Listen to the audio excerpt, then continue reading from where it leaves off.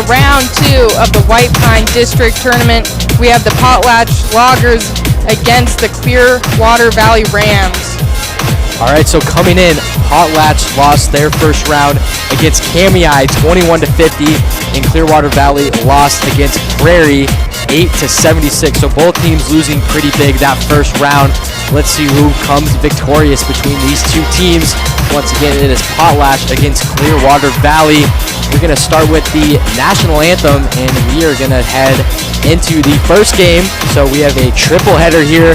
We're going to cover it all at the LHS Bengals YouTube channel. So make sure to stick around, hit that subscribe button, hit that like button. And so we're going to start off with the national anthem. We will be back to start after the national anthem.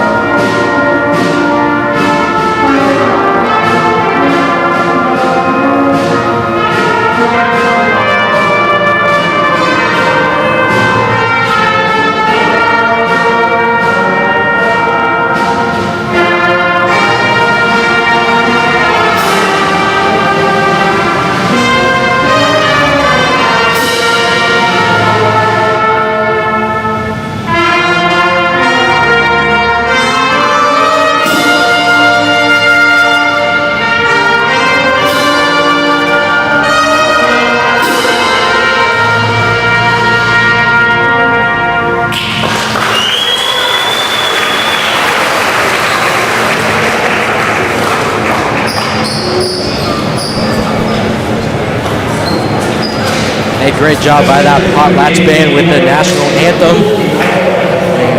Introduce ourselves. I'm Asher Fife.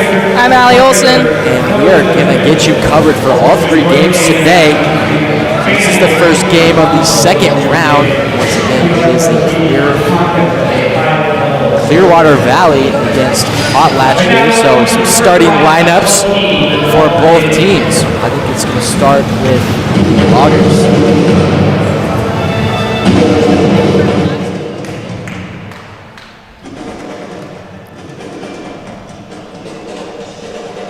Some nice band music for some starting lineups.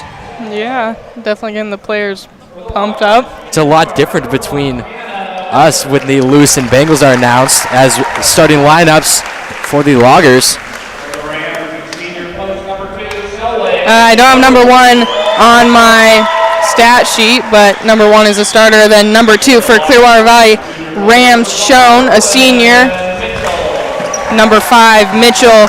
For the Potlatch Loggers, a junior.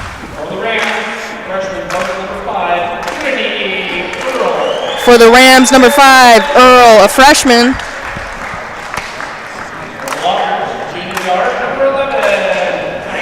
For the Loggers, number 11, Heichsteman, a junior.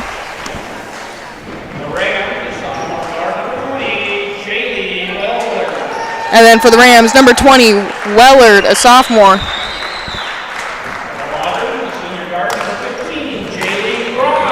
For the Loggers, Fry, a senior.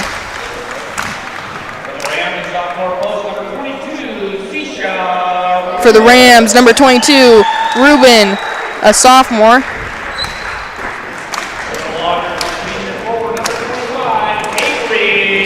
And then for the Loggers, number 25, Nagel, a senior. And for the Rams, number 23, Funderburg, a sophomore. All right, so there are your starting lineups for both the Loggers and the Clearwater Valley. Should be a pretty interesting game here. We definitely do see a bit of height difference between both teams. The Loggers definitely having the advantage on that side. Yeah, Loggers definitely the favorite team going into this game, but we will see how the Rams respond to the adversity, and we are set for tip-off 1A Division I girls basketball. This tournament second round is set to go. We have Mitchell for the Loggers at tip-off and Schoen for the Rams.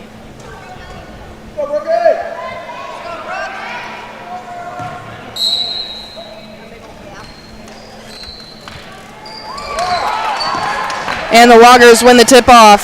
Fry now at the ball. Keeps on dribbling up top. Looks inside to Nagel. Now on the left side to Fry, and Fry's going to travel. And we see a press from the Loggers here. Schoen now at the ball. Good tough defense by the Loggers here. Yeah, getting trapped by that double team. Fry picks it up, looks ahead. But her pass to Heitsuman is just a little inaccurate, a little too high for her. So definitely a thing we're going to have to look out for is this Logger full court press. Seems to be effective. Just had one press so far, but they got a turnover their first try. And Schoen now at the ball. Throws it right to a Logger player, and Fry goes up for the shot. It's no good. And she goes up 2 on the scoreboard and 1. Yeah, it was a great defense by the Loggers, turning defense into offense, creating that turnover and that easy lay-in. That was on number 20 for the Rams, Wellard. Fry's one and only one is up, and it's good. Inbound for the Rams. Ruben tries to keep a hold of it, but it's knocked out by Mitchell. Yeah, this Logger defense putting a lot of pressure on the Rams here, and we'll see how many turnovers this Logger team can produce as another one. And Fry goes up again for 2 and 1. Yeah, Fry definitely a very solid player for this Logger team. Haven't watched any Logger basketball this season, but she looks to be the star of this Logger team. Yeah, sadly when I was looking on Max Preps, they didn't have any stats for their players on there, but I'm sure she would definitely be a stat leader for the Logger team. Fry is a senior, and another turnover for this Logger defense. Fry goes up for 2, and she has all of Potlatch's points, all 7. And a timeout's going to be called by the Loggers. Definitely smart on the Rams side. Figure out a way to break that press, because so far Potlatch has made 7 points just with their press alone. Yeah, Rams definitely need to figure out a press break that can be effective against this fiery Logger defense.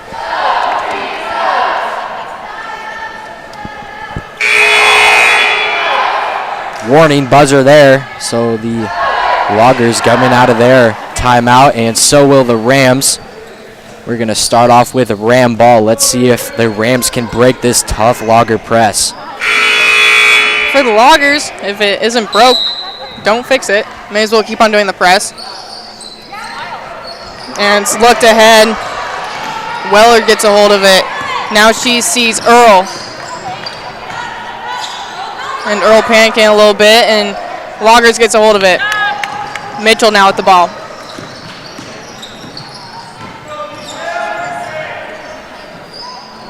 And she tries passing it, sees Fry up top. Fry goes in, and her shot's no good.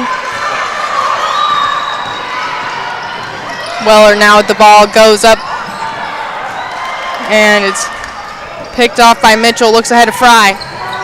And Fry with the shot, and another 2 for Fry. Yeah, this height difference is really having a big impact in the game, as you saw on that Ram offensive possession. Just a simple hands up, just block that shot, and the Rams are going to have to get creative to score buckets here. Weller now with the ball up top. Looks to the left side to Funderburg. Now to Schoen. A little bit of a fight for the ball. It's going to be a jump ball. Yeah, the Rams need to find something on offense, whether it's a goal of like 5 passes per possession just to get that ball moving. It's very static here. Rubin now with the ball, goes to the shot, and it's no good. Nagel with the rebound, then to Mitchell, and now back to Fry. Fry taking her time up top, waiting for the offense to settle. Nagel gets a hold of it, looks inside. Tries to fight for the ball. It's going to be a jump ball. Yeah, tough defense by the Rams there. Able to kind of get a stop there, I guess you'd call that. And some light here, but not facing towards that offender. And that is a easy bucket for the Loggers. And Earl now with the ball. Fouls on number 1 for the Loggers. Again, I don't have her on my stat sheet. We have an inbound play here from the Rams. Schoen inbounding. Sees Earl. And it's picked up by Fry. Fry goes for the 2, and it's good. Yeah, Fry, very solid player once again for the Loggers. Able to strip that ball away for an easy lay-in. A little miscommunication on the pass there. Fry now with the ball again. Sees Mitchell. And now Heitsuman. Number 1 gets the rebound.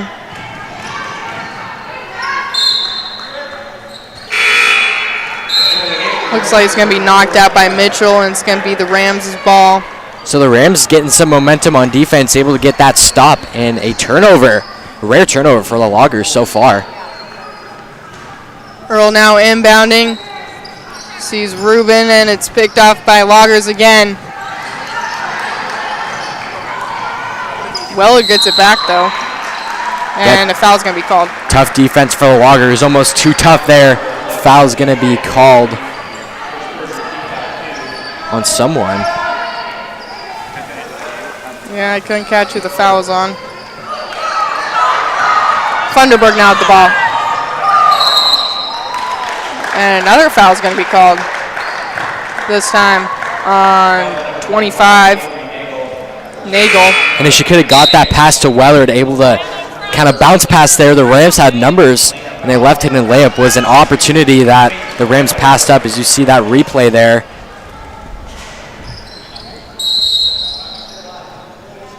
And looks like an illegal screen called on number 4 via Gantes. The third team foul. Both teams have 3 team fouls with 4.5 minutes left to go.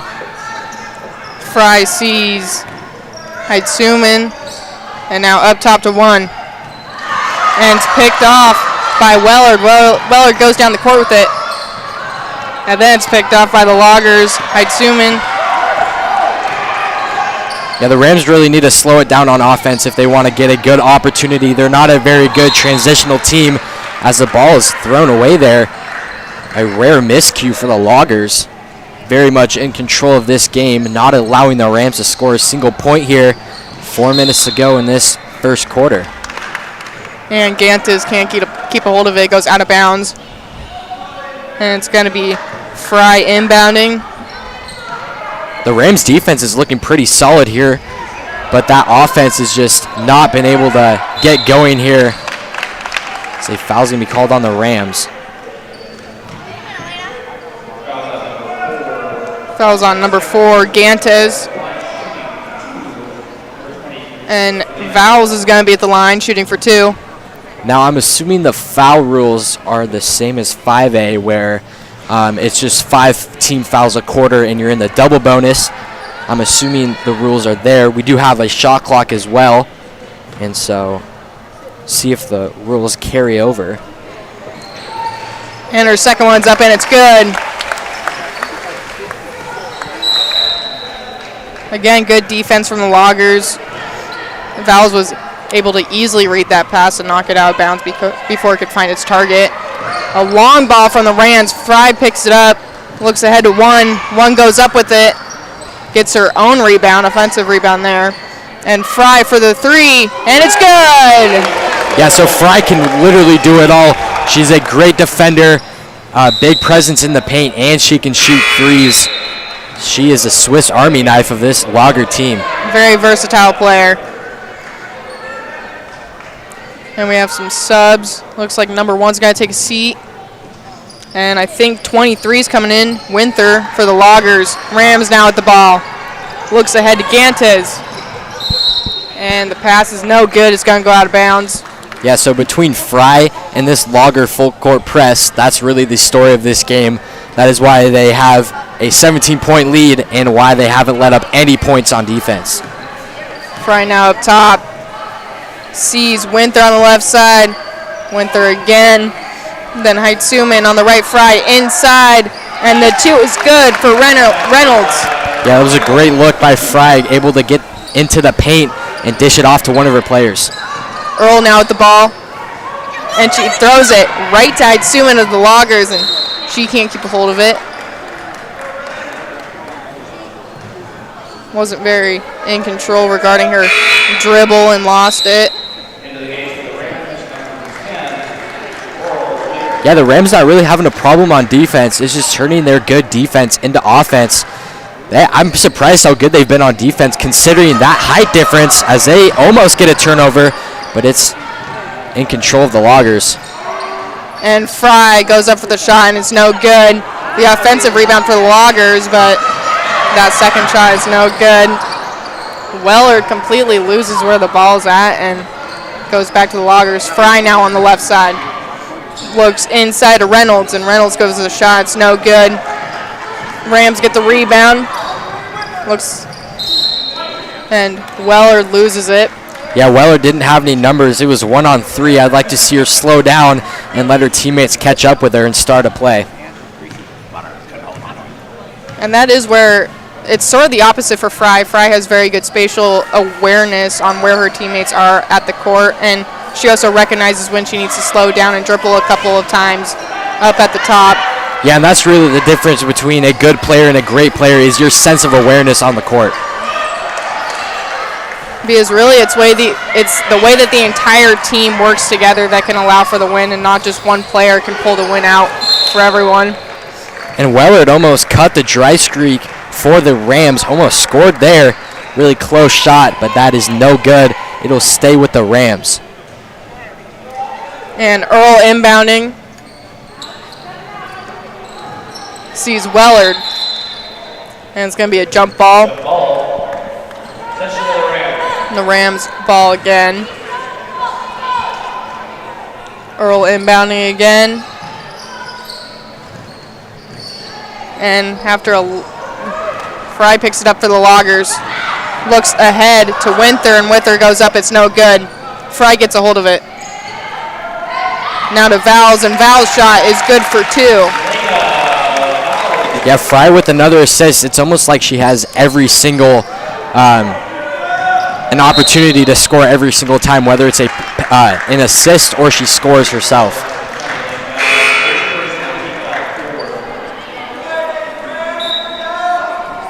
And we have some more subs. We have 23 on the court for the Rams. Funderburg and Lemire is going to take a seat. The Loggers still with that 21-point lead, still pressing, and that press is still effective. Fry again, Seaside Suman. Now Fry for the maybe 3. She was a little close to the line there, but her shot's no good. Great double team from the Loggers there. The Rams are able to get out of it. Weller now at the ball. Sees Rubin. Now Earl. Then Gantes. And another double team from the Loggers. Fry picks it up.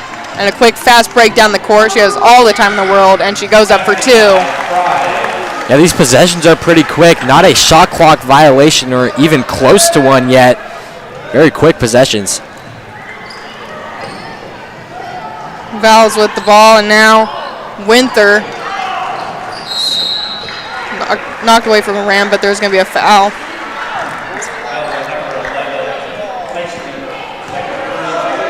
And so that is going to put the Rams in the bonus. So they have opportunities to score here. 2 shots for Ruben. Yep, Ruben at the line. Her chance for the Rams to get on the board. First one's up, and it's good. First points of the game for the Rams. And that really helps the mentality of this team. They finally see points on the board for this Ram team, and maybe that's the momentum that the Rams need. Second one's up, and it's also good, going 2 for 2 at the line. So maybe that can be a factor for this Ram team. They look to be good free throw shooters, going 2 for 2, really getting in that bonus and making the Loggers kind of back off on defense. However, even with the Loggers making the Rams go into the bonus, there still was only like 50 seconds left in the first period, and after the quarter, that foul count restarts. So shot clock turned off. Loggers have a chance to score last. Fry goes up, and hard foul there. And it looks like she has a bloody nose. Definitely don't want a player like her off the court, even if it is just for a little bit, to stop a bloody nose. As you see that replay there, very hard foul. Looks like it's just a bloody nose and nothing more. So looks like she's going to be okay. 23.5 seconds left in this first quarter. It has been all Potlatch. Looks like some blood may have gone on the court too, cleaning that up. And no towels. They're going to use, it looks like, the warm-up jackets for the Loggers. So now number 1's going to be the line. Her first one is up, and it's just short.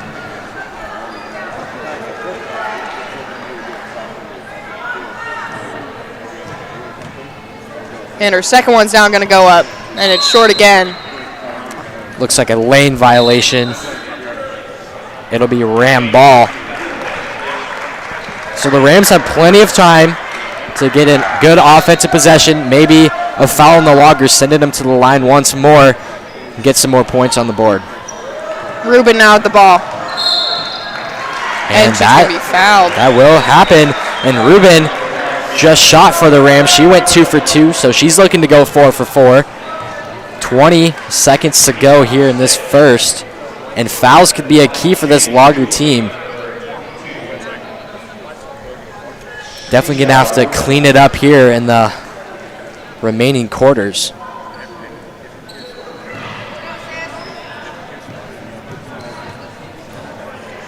And Ruben's first one's up, and it's good.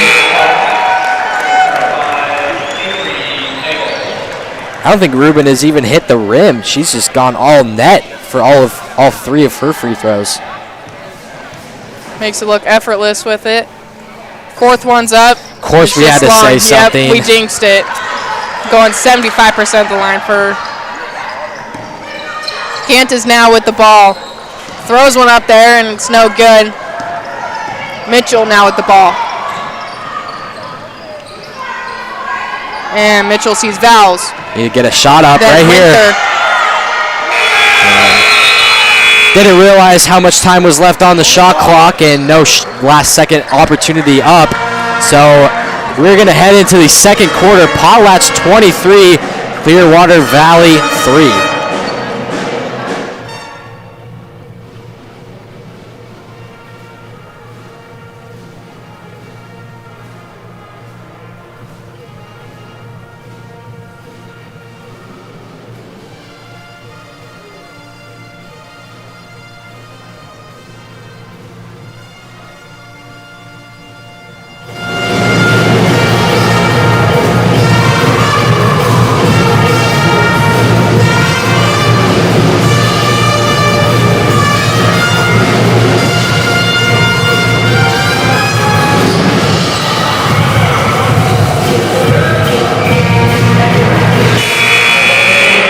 And we are back here in Lewiston, Idaho. Potlatch 23, Clearwater Valley 3. Just to let you know, we have 2 more games after this, and we've got you covered for the rest of the week for this White Pine tournament. And we've got so many things happening in Lewiston this week. I believe we have a stream every single day of this week, so make sure to stick around if you want to see some Lewiston action as well as this tournament, all here on the LHS Bengal YouTube channel. Mitchell now at the 2 points for the Loggers. Starting it off early with the scoring in the second quarter. And Wellard has the ball, looks ahead. Nagel gets a hold of it and sees Heitsuman.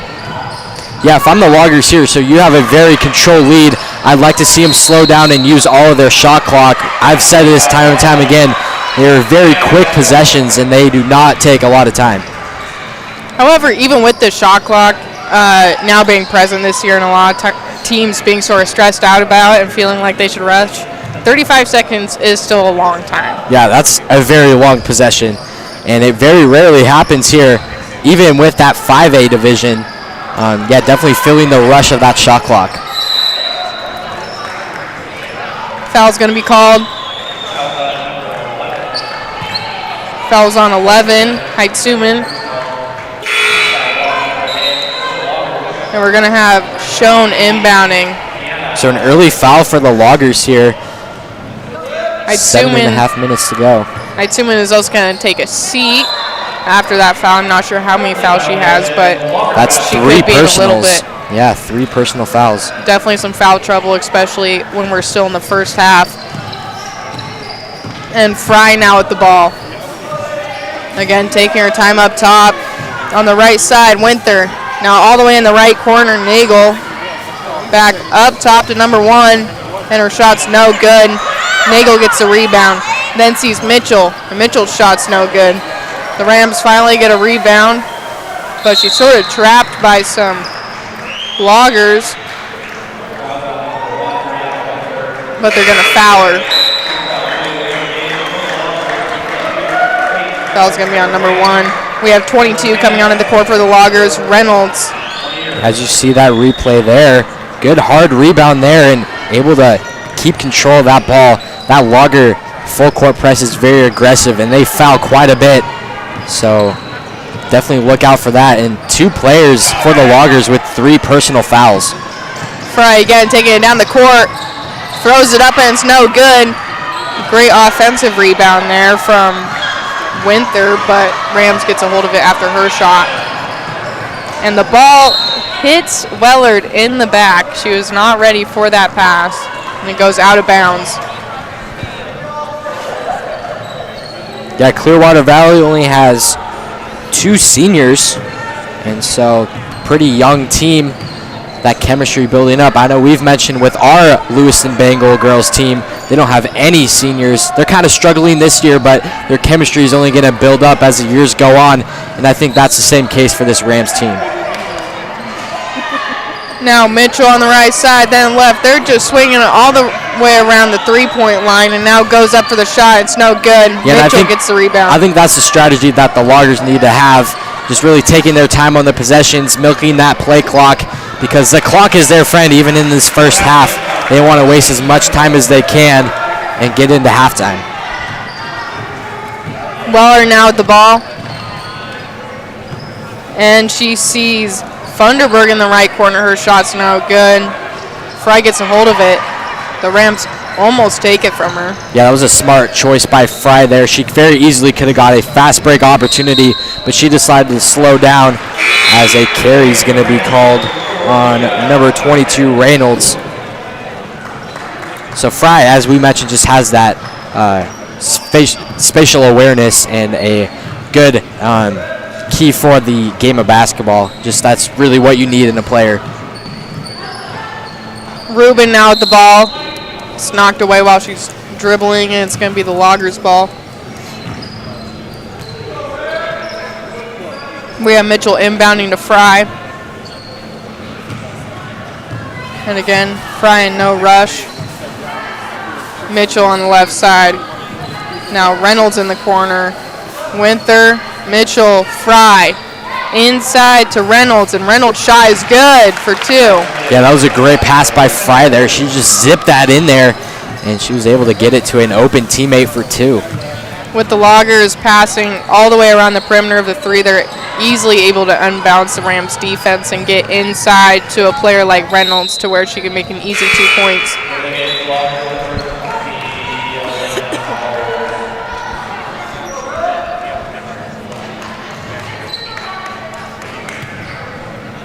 And Mitchell's going to take a seat for the Loggers. Rams now inbounding. Ruben throws it up for the 3, and it's good. Yeah, banks it in. What a shot from her. That's and some she's good made momentum for the Rams. Pretty sure she's made all 6 points for the Rams now. Reynolds now with the ball, looks up now on the right to Fry. Inside to Reynolds. Fry again. Now inside to Nagel. And a foul is going to be called on 22, Ruben.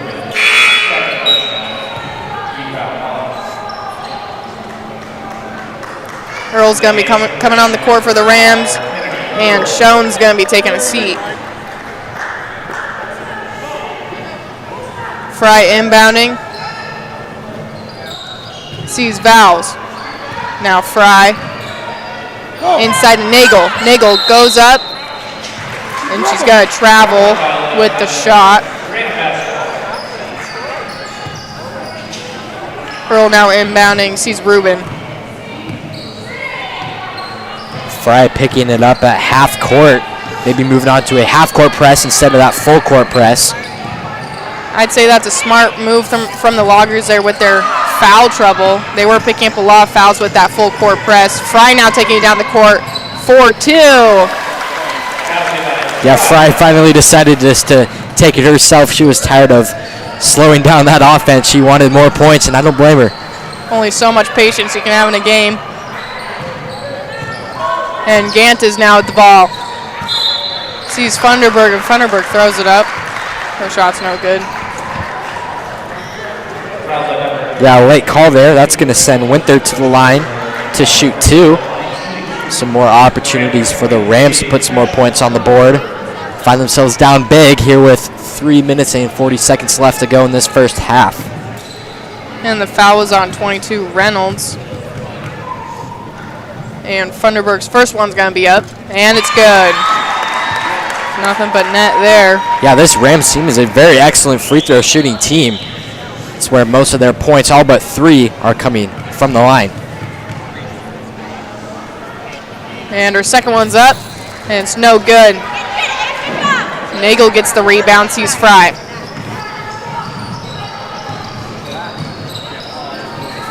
Now Winter on the right side, then Reynolds, and she looks for Nagel inside, but it's no good. Yeah, Loggers kind of need to take a deep breath on offense, really slow down, and take out some time on that play clock. There's really no need for them to rush at this point in the game. Earl now at the ball.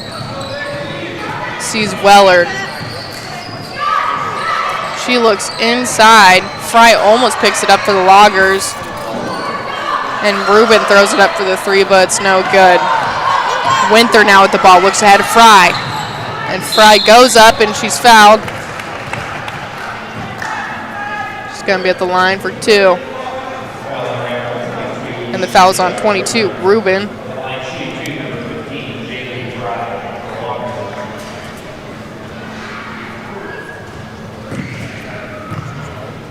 And Fry's first one's up.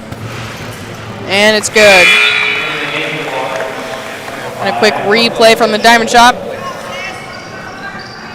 Yeah, clearly a foul there. Great job by Fry, able to draw in that foul. Second one's up, and it's no good. And a good offensive rebound and the 2 points for Reynolds. And a timeout called from the Rams. All right, so we're going to take that timeout with them. 2 minutes and 56 seconds to go in this first half.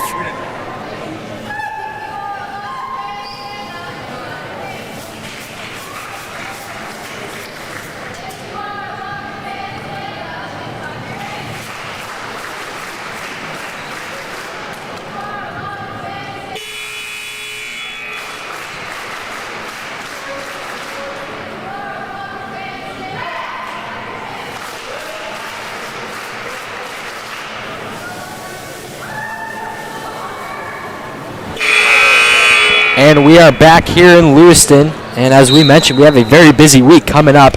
So on Monday, we have our Bengal basketball, some freshman, JV, and varsity all on Monday. And then Tuesday, we have the second day here at the White Pine League as that layup is missed and Fry goes up, and that's good for 2.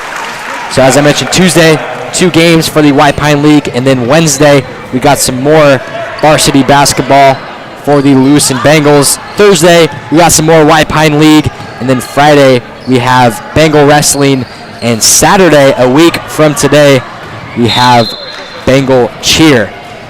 And so, yeah, very busy week here in Lewiston. Whole lot of stuff going on, and it'll all be covered here on the LHS Bengals YouTube channel. So make sure you hit that subscribe button and you keep on watching this entire week because we have something every single day. And Val's up top, and she passes it to a Rams player. Funderburg taking it down the court. And Gantes throws a Hail Mary up there, and it's no good. Yeah, Rams is kind of desperate for scoring there. I guess they're going to take every single shot they can get. Just trying to get some momentum, some offensive staple going here. Fry now with the ball, looks inside to Reynolds. Reynolds goes up to the shot, and it's no good. Easy rebound for Earl there. Yeah, hard defense there. Kind of an unnecessary foul there by Fry. And she's one player that you do not want to foul out for the Loggers. That is just her first personal, so she looks like she's going to be fine. And with this sound lead, don't know if you're worrying about Fry fouling out too much. Kind of built a nice cushion here for the Loggers. Lawler now the ball goes up for the shot. It's no good. Val's going to get the rebound, and now Fry with the ball. And then Nagel with the 2 points after a good assist from Fry there. Yeah, Fry's just kind of the offensive facilitator. She chooses whether she wants to take it herself and make a play of her own as that ball gets thrown away, or she can pass it to one of her teammates, and just a nice pass there by Fry. Good lay-in. And Fry again with the ball. Sees Winther on the right, then inside to Nagel. Nagel goes up for another 2. Yeah, it looked like the Loggers found their stride on offense in the first quarter, but they've really found their stride here in the second, just making plays look easy here on the court. Lawler now at the ball. She just loses it for a little bit. Rubin picks it up, and now it's passed right to Mitchell for the Loggers. And Mitchell sees Fry. Fry up top to Winther. Then to Vals, or trying to go to Vals. And now Nagel in the corner. Got some parents behind us yelling at her for shoot it there in the corner. And the Rams go up for 2, and it's good from Funderburg. So the Rams get another score, so down 31 here in this first half. Game is not completely over. Still a lot of basketball to be played. Not looking great for the Rams, but definitely a chance, as that's going to take us into halftime. Your score is Potlatch 40, Clearwater 9. We're going to see you at the start of this third quarter.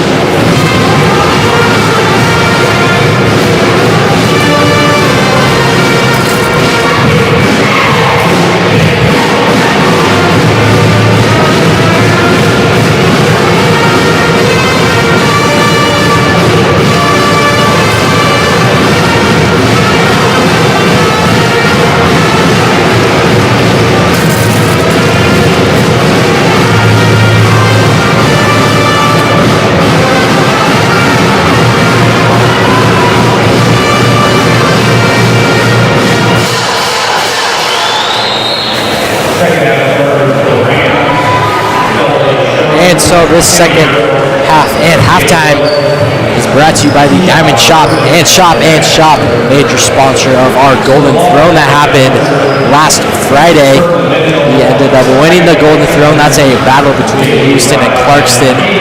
It's basketball, and it's just a big charity event. It just really brings the community together.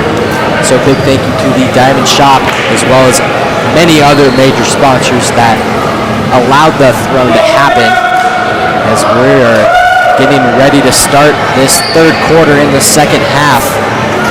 It has been all Potlatch. We are ready. It's going to start with the Rams, and here we go. Shown inbounding, and she throws it right to number 1 for the Loggers, and she goes up with it, and it's no good. She does get her own rebound. Sees Nagel inside, and her shot's no good. So not a great start for the Rams. 1 pass and 1 turnover. Definitely like to see more patience there on getting the ball to another player. And Fry inbounding as she sees Nagel. Nagel goes up for the shot, and it's no good. She also fouled at that attempt, I think, getting her own rebound. Willard now with the ball. Looks for Ruben on the right side. Looks inside to Funderburg. And she's fouled. Fouls on 25, Megan. And I think that's really the only chance for the Rams to get back is these free throws. Once again, they're an excellent free throw team. And that's an easy way to get points on the board. That's where the majority of that Ram points are coming from. And Funderburg's first one's up, and it's no good. And we have some subs for the Loggers. We have Reynolds coming on, and Megan taking a seat after that foul from her. Of course, every time I compliment the Rams' shooting ability on the free throw line, they miss. So I might just stop commenting on their good free throw shooting. Because her second one also does not go in. Fry now with the ball for Potlatch. And she sees Height Suman now dancing around with it a little bit. Now number 1. And now Reynolds with the shot. It's no good. And Fry gets the offensive rebound. Looks inside of Mitchell. Mitchell with the 2 points. Yeah, great pass by Fry. Able to find Mitchell in the paint. Perfect bounce pass and deliver to Mitchell. And Willard now with the ball. And she tries for a bounce pass, and it's no good. Fry gets a hold of it. Again, take her time, come down the court. No rush for Potlatch right here. Number 1 now. Up top now on the right side, swung all the way around the perimeter, then inside of Mitchell, and another 2 points for Mitchell. Yeah, that was just fantastic ball movement by the Loggers, able to move around the perimeter a couple times, able to find Mitchell inside for that easy 2. That's what the Loggers need to do every single possession. Ruben goes for a long 3, and it's no good. And Fry now has the ball, slowing down a little bit, letting her teammates get down the court. Sees Haitsuman. Now Reynolds. Now on the inside, back outside. Fry inside of Mitchell. And Mitchell again with 2 points. I think she now has like 6 points back to back. Whistle blown. I believe it is a Rams timeout, and it is. So far in this third quarter, it has been all Mitchell, and it has been Fry delivering that pass to Mitchell that's allowed all these Logger points. So we got a minute left in this timeout, and we're going to take it with them.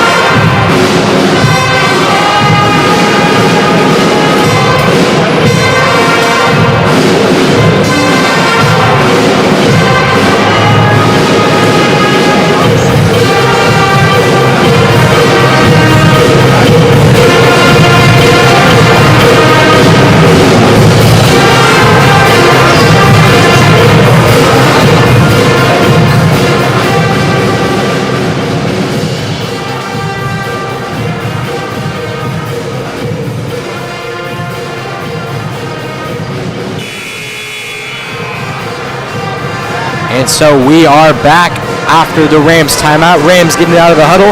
Loggers are waiting for him, and we are going to start with Rams ball here in this third quarter.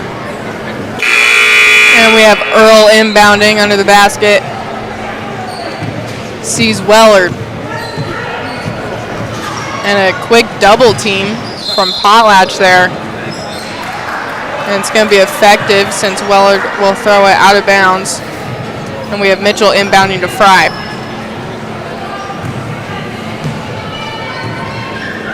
Fry taking the ball down the court. Sees Heitsuman on the right side, now Mitchell. Heitsuman again, number 1, Fry. And then in the left corner to Reynolds. Again, they're just taking it all the way around the perimeter of the 3. Fry all the way on the other side, goes in for the 2, and it's good. Yeah, Loggers have done a great job in this second half of taking control of the pace of this game and allowing the Loggers just to waste time on that clock. Gantz is now at the ball. She passes it right to Fry. And Fry sees Mitchell, and Mitchell with another easy 2 points for her. Yeah, like I said, it's just been Fry and Mitchell here in this second half. A deadly combo there for this Loggers team. And again, a double team right at the half line there.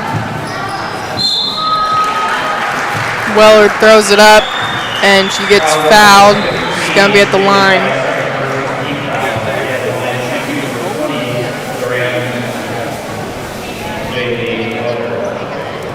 See a replay of that foul there. Her first one's up, and it's good. Looked like Fry didn't really like that call, but I thought that was kind of an obvious call there. She definitely got an arm on number 20 of the Rams for sure.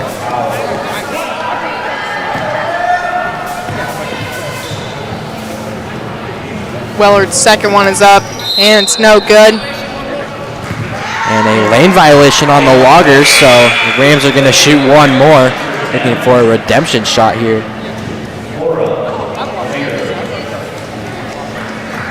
I would say if this game was closer, that line violation is definitely an unforced error you don't want to make. But with Potlatch being ahead by 40 points, don't think that's the same case. No, I don't think Coach is too mad after that. And Fry now at the ball. On the right side of Winther, then in the quarter. Winther again, Fry. Again, like last time, swinging around the perimeter of the 3-point line. And Reynolds with the 2. Yeah, everyone's scoring it for this Logger team. Great job by the Loggers, able to distribute the ball to everyone, allowing everyone for a chance to score. Willard now at the ball. Sees Rubin. And now Funderburg. Funderburg, the shot's no good. And Fry now at the ball.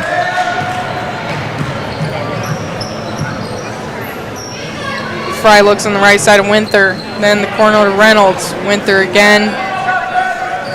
Fry on the left side. All the way across to Winther. The shot's no good.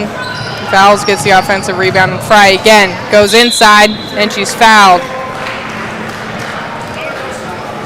A lot of second chance opportunities for the Loggers. I know the Rams have a size disadvantage, but you definitely need to get a box out for this Logger team.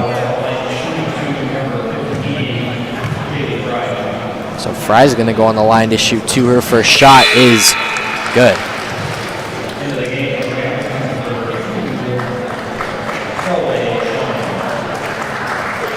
And we have some subs for the Rams. Schoen's going to come on the court, and Rubin's going to take a seat. Fry's second one's up, and it's good. And Weller now at the ball. And it looks like Vowles is going to get tripped up. It's going to be a foul. Vowles now inbounding to Fry. See, pretty hard foul there by the Rams, able to trip her up. And that basket is up and good by number 11, Kylie Heitzman. And Wellard again with the ball. Looks to drive in. Almost loses it, but he keeps a hold of it. And now Funderburg with the shot. It's no good.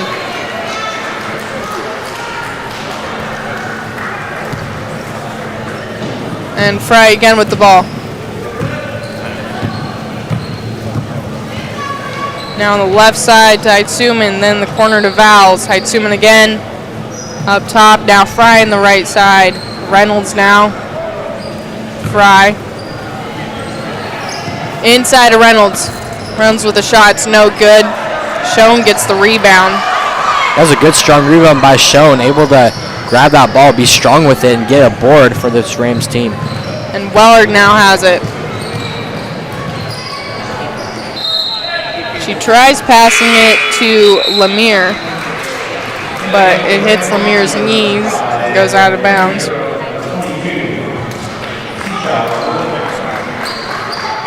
And Wellard and Schoen are going to take a seat.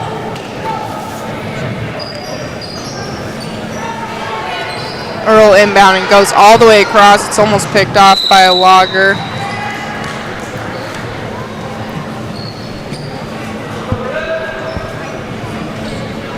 Last touch by the Rams. It will be a logger ball, so another forced turnover for the Loggers. And Fry again with the ball. Sees Heitsuman, then Reynolds in the corner inside, and Heitsuman now again up top.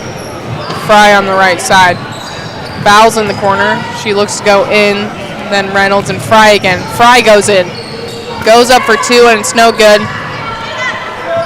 Vowles gets the offensive rebound, but loses it to the Rams.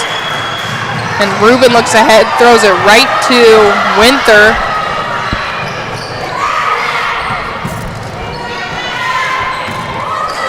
Vowles with the offensive rebound. And the 2 points for Reynolds. Yeah, the Rams just kind of demoralized on defense, really not fighting for the rebounds and letting the Loggers get as many offensive rebounds as they want. So a steal by the Loggers. She's going to go up, and a wide open right-handed layup is up and good for the Loggers. And that extends that Logger lead to 50. So I believe in the fourth quarter it will be a running clock. Maybe allow the game to go a little faster. And here come the Loggers. Transition opportunity. She decides to slow it down. Good choice there. And a free throw jumper is up and no good. Offensive rebound by the Loggers. And that shot is up and good for two by Reynolds. Reynolds really showcasing her skills in the paint here in this third quarter. As the Rams look to get something on offense here. They've been on a dry spell. I believe only scoring 1 point here in the second half. And another turnover caused by the Loggers.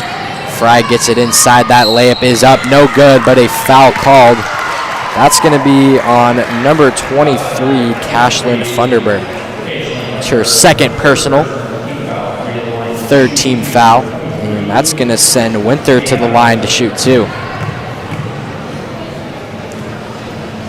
Her first shot sinks in, extending the lead to 53. And in for the Rams is going to be number 20, Jalen Wellard.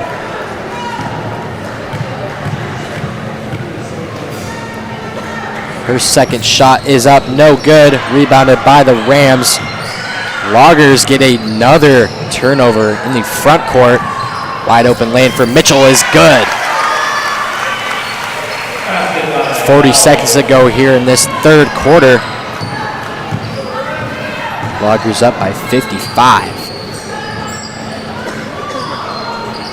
Rams finding nothing on offense. Smothering defense. A three is up, and it is good.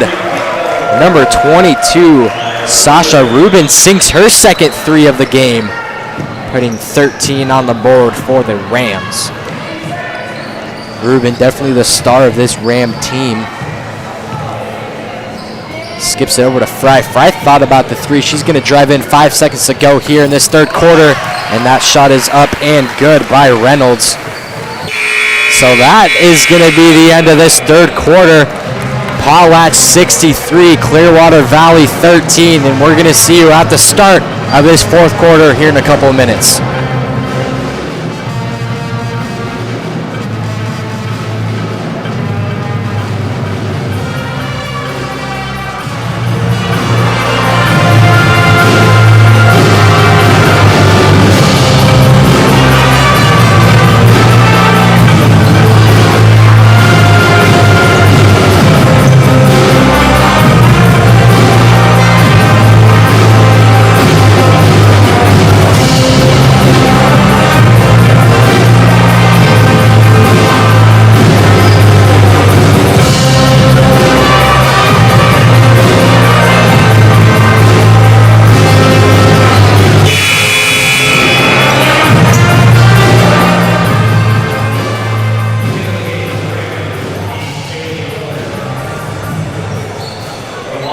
And we are back here in Lewiston for the fourth quarter of our first of 3 games today. Our next game starting at 4:30, so pretty much right after this game. And then another game after that starting at 6, I believe. We have Mitchell inbounding. And she sees Fry. Fry in the corner to 1. Now to Mitchell. Up top to Heitsuman. Now Fry. And now Nagel. Fry again up top. Great perimeter movement by the Loggers here, looking to waste quite a bit of time, and they're doing that effectively. But a turnover almost, yes, for the Rams. Not seeing too many of those on that Logger offense. Normally done a really good job of keeping possession, as that shot is blocked. And here come the Loggers on offense. No need to get a transitional point as Fry takes it up top. And they're looking to move the ball. 20 seconds on that shot clock. Definitely wanting to waste time. Pretty apparent there. Good look there, but an offensive rebound for the Loggers. That shot is up, no good. Offensive rebound, another one. And Fry shot up good, but 3 seconds in the key called for the Loggers. That 3 seconds is going to be on Nagel. So a running clock for probably the remainder of this fourth quarter. Deep 3 is up, no good. Rebounded by Potlatch, and here they come. Mitchell leading the way for this Logger team. 6.5 minutes to go in this game.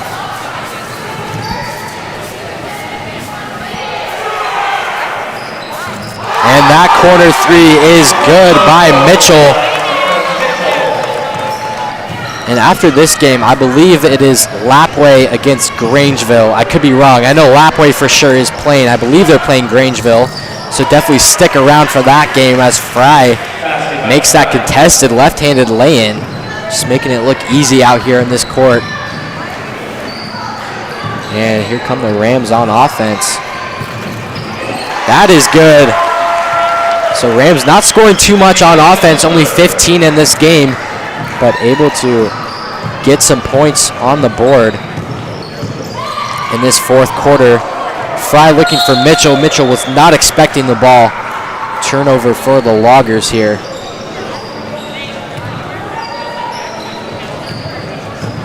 Five and a half minutes to go. Double team at half court. Rams able to break that.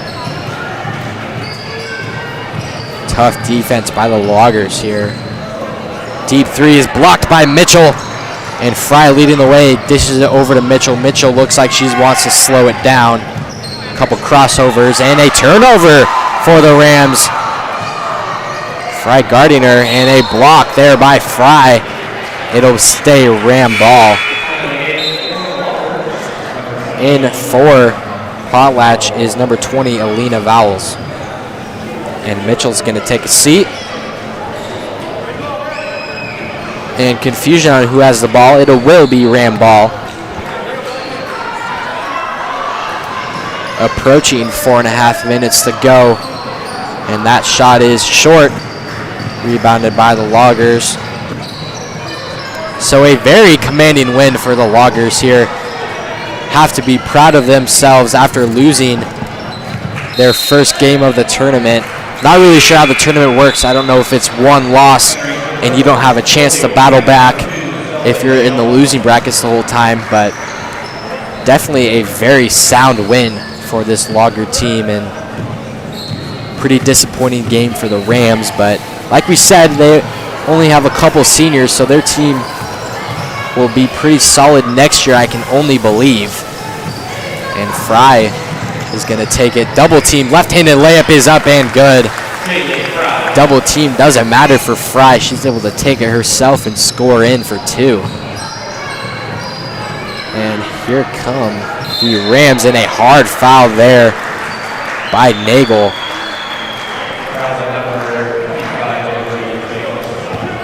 And that is Nagel's 4th foul. Looked like she is going to be subbed out, and she will be. And so in for Nagel is going to be Reynolds.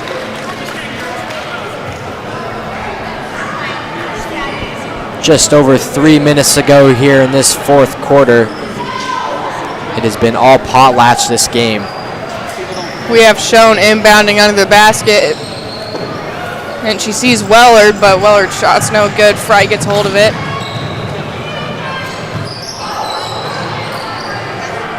And now Vowles. Fry on the left side. Fry back up top. Vowles with the shot. And it's no good. Rams gets the rebound. It's going to be Ruben with the ball. Sees Wellard. Back to Ruben. And her pass is inaccurate. Maitsumi gets a hold of it. Goes up for two and it's no good.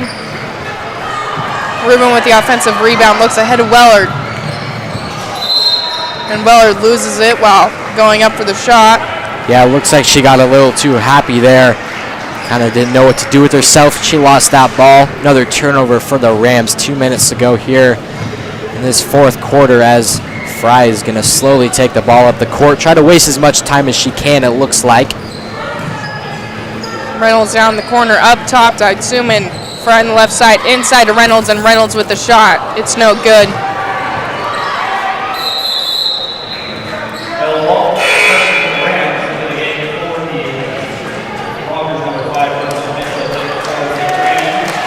Fry's going to go ahead and take a seat for the rest of the game, it looks like. Yeah, she got a very strong clap for that Lager faithful. Definitely appreciating her talents on the court. And Ruben with the ball. Looks to Schoen. And now back up top to Ruben. Ruben goes for the shot. It's no good. Funderburg gets the rebound. And Reynolds gets a hold of it for Lagers while trying to pass it. She loses it to a Rams player. Ruben looks ahead.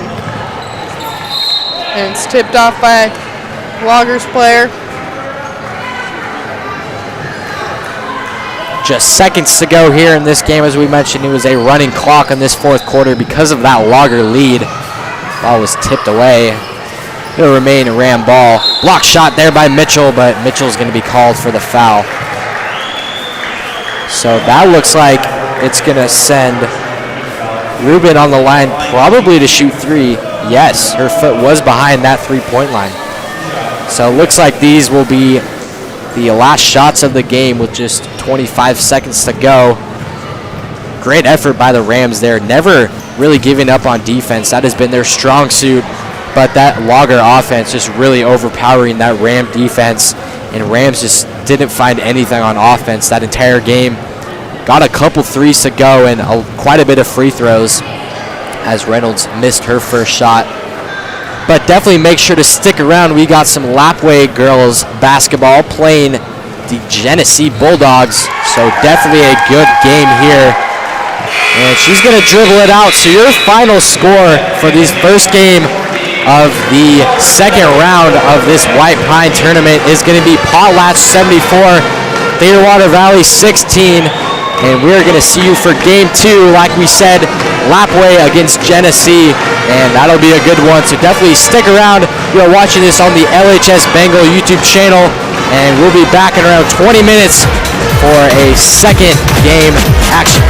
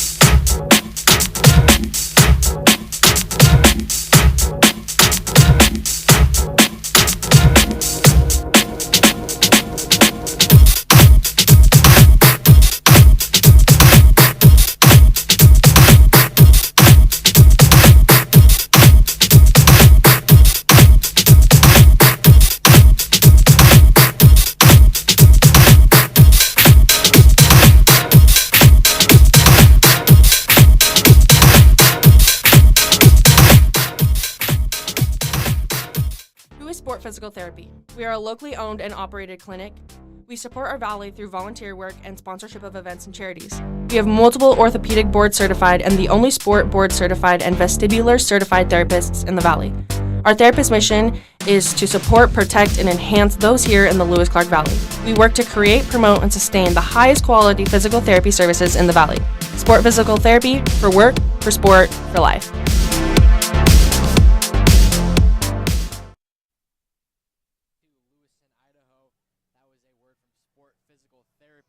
Really appreciate their business. They were a big supporter of the Golden Throne, able to allow that to happen as we are almost set for game 2 of our triple header between Lapwai Wildcats and the Genesee Bulldogs. Just under 20 seconds left. Starters are going to be announced here shortly, and we are almost set to play.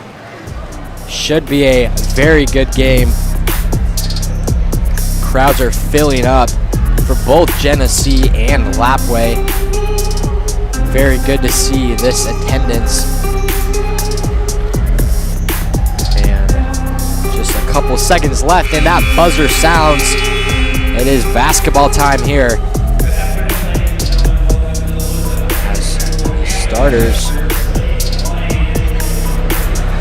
set to go.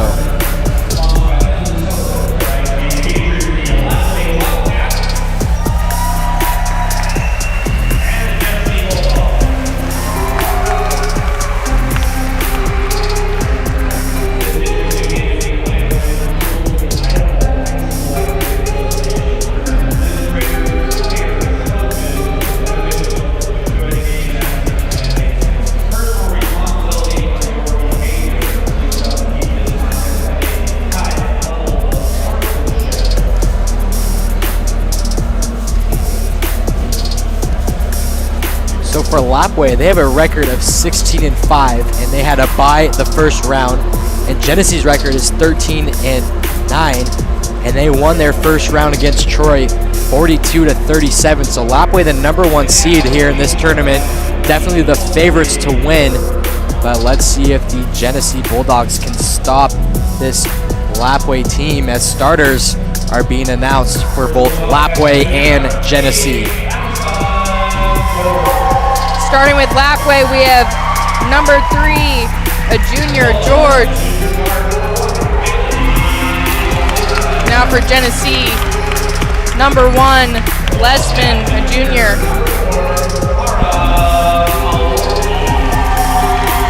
For the Wildcats, number 4, Kowalski, a junior. And then for the Bulldogs, number 2, Subert, a sophomore.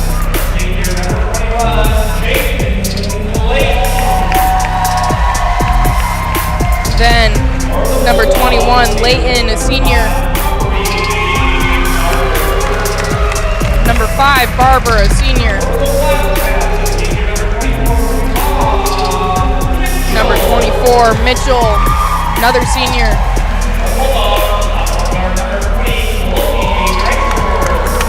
Number 20, Greiser, a sophomore.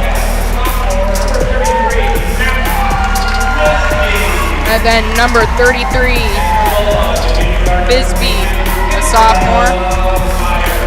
Number 22, Meyer, a junior. All right, so those are your starters for both teams. We are set for a tip-off here very shortly. As I mentioned, both teams pretty successful here this year. Lapwai with a record of 16-5, Genesee with a record of 13-9.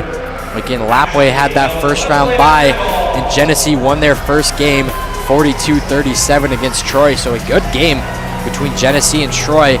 Let's see how Genesee can match up with this Lapwai team. We have Lighton and Greiser for the tip-off. And Lighton wins it for the Wildcats. So yeah, we're gonna start off with Wildcat basketball here to go in Lewiston, Idaho. And a 3 is up from Pewaukee, but it's no good. Looks like Genesee lost it. I'll try and go for the rebound and inbound now. Mitchell goes up for 2 and it's no good. Gets her own rebound. And Lighton's going to end up with the 2 points. Yeah, if you're Genesee, you can't allow that offensive opportunity for the Wildcats. That's 3 or 4 offensive rebounds that happen in just that one possession. And that is also always going to allow points for Lapwai as a turnover there by Genesee. It'll be a Lapwai ball. We have Kowalski inbounding to Bisbee. Looks to the right to George. George just has to drive in, go in for 2, and it's no good. Again, gets her own rebound. And now Bisbee with the shot. Genesee finally gets the rebound, but Leesman is going to be trapped. Yeah, we saw Potlatch with a very strong full court press just a game before, and it looks like Lapwai has a very good full court press of their own, but Genesee is able to break it. A 3 is up by Genesee, and that is strong. Gets her own offensive board.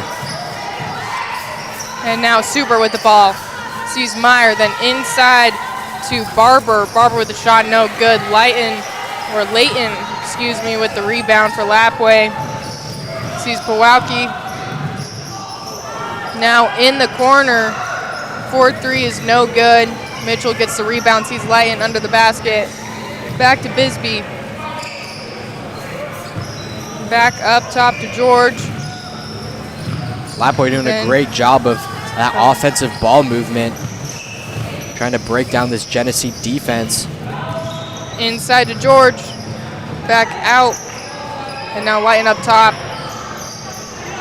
Kowalski now at the ball. Taking their time. There's 6 seconds left on the shot clock.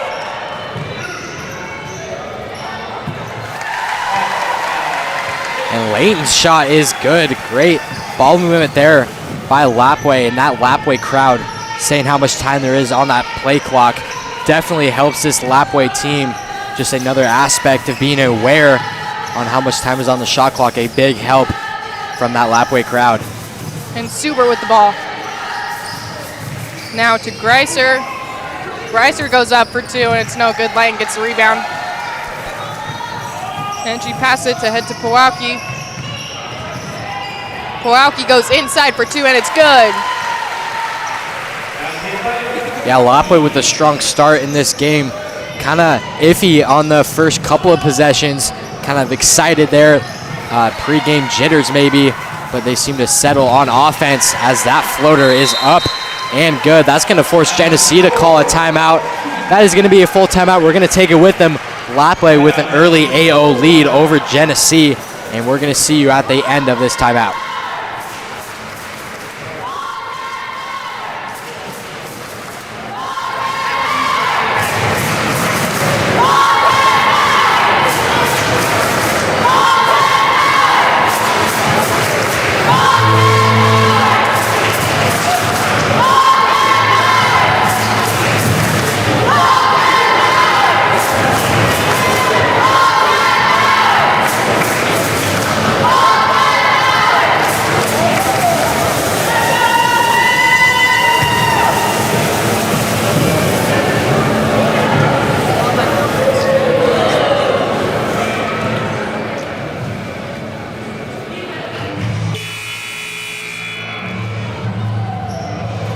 And so we are back after that Genesee timeout. Again, Lapwai up early, 8-0 against Genesee. Genesee still just hasn't had a lot of shots at the basket due to Lapwai's full court press. Yeah, Lapwai definitely effective on that full court press, as you mentioned. Very fiery on defense, kind of able to outrun Genesee. And Subert goes down with it. Yeah, she had a full head of steam going down the court. She got stopped by number 21 of Lapwai, Layton. So she's going to pick up her first personal and second team foul here in this first quarter. Greiser inbounding. She sees Leesman. Then inside to Barber. Back outside to Subert. Subert goes up. She gets fouled. It's going to be at the line for 2, and the foul is on 24. Mitchell.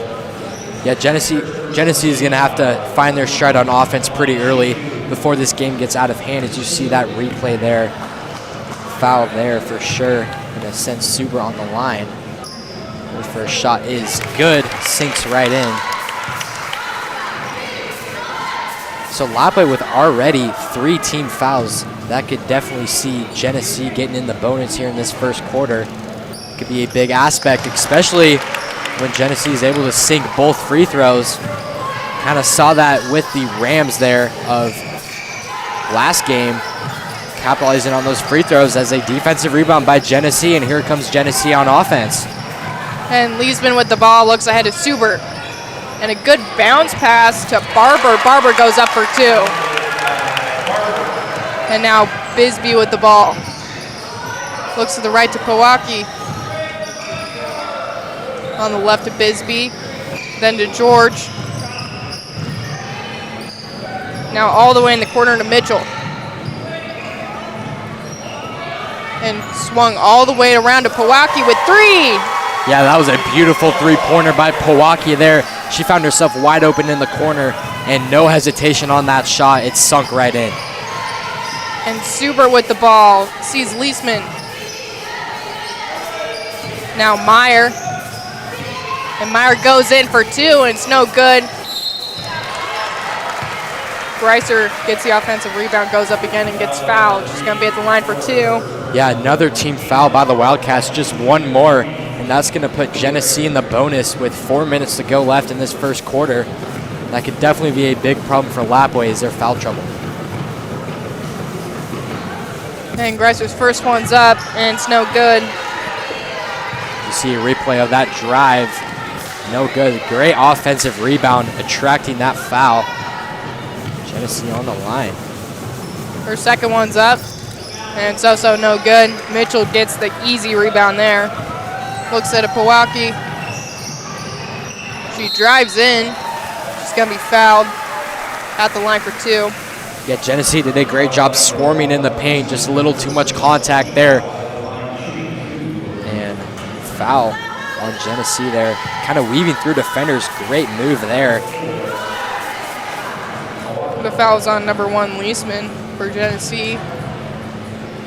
Powaki's first one's going to be up, and it's going to be no good.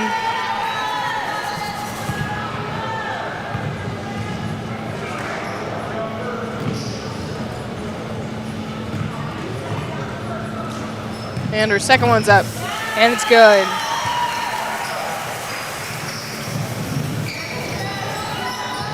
Subert now at the ball. Great defense from Lapwai here. They're able to beat the press, though. Barber gets a hold of it. Then to Meyer. And Meyer's going to travel. Yeah, Genesee's kind of found their way on offense. Just a little struggle there. They've done a great job of attracting those fouls. Lapwai committing 4 team fouls. They've kind of cleaned it up here in this first quarter. Just 3.5 minutes to go. As Powaki's 3 is no good. Rebounded by Genesee, and here comes Genesee on offense. No numbers. They're going to decide to slow it down. Subert now at the ball. Looks inside to Barber. Shot's no good. Leesman gets the rebound. Ball's going to be knocked out of her hands. It's going to be Lapwai's ball. Yeah, Lapwai doing a great job on defense, whether it's during the full court press or on the backcourt. They're just very fiery, not allowing many points to happen for Genesee. And I think Mitchell throws it off of a Genesee player, and it goes out of bounds, and so they're going to have an inbound right under their basket. Genesee running a 2-3 zone here, able to get a wide open 3 is George. And a great shot there by George. You cannot leave her open behind the 3-point line. Subert now at the ball. Up top to Leesman, then on the right to Meyer. Leesman again. Meyer. Super gets a hold of it, though. And some good defense from Lapwai, not really allowing Genesee to get inside. Yeah, when they tried to move it inside right there, it's knocked away by Lapwai. Great pack defense by Lapwai. But drawing that foul, and Genesee is going to be in the bonus for the remainder of the 2 minutes, 37 seconds left in this first quarter. Barber's going to be at the line for 2. And that foul was on Mitchell, already her second team foul. So Mitchell will take a seat with 2 personal. So able to draw that foul. 15-4 here in favor of Lapwai. Just around 2.5 minutes to go here. This first quarter, she's able to sink her second, cutting the lead to just 10 for Lapwai. And George with the ball. Some miscommunication on the pass. It goes to Genesee. And Leisman with the ball. Sees Greiser. Greiser almost loses it. She's able to keep a hold of it. Sees Subert. Now to Meyer. Leisman up top. Leisman goes for the long 3, and it's no good. That shot looked good. I thought for sure that was going to go in. A great shot there by Leisman. Just unable to connect. And Powacki with the 3-point shot. It's no good. Now Picard with the ball. And it's like inside the year out, but there's going to be a foul.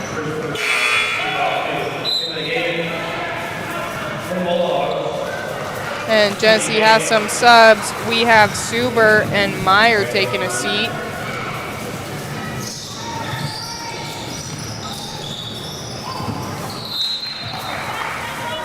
And an inaccurate pass is going to turn Lapwai's ball into Genesee's ball.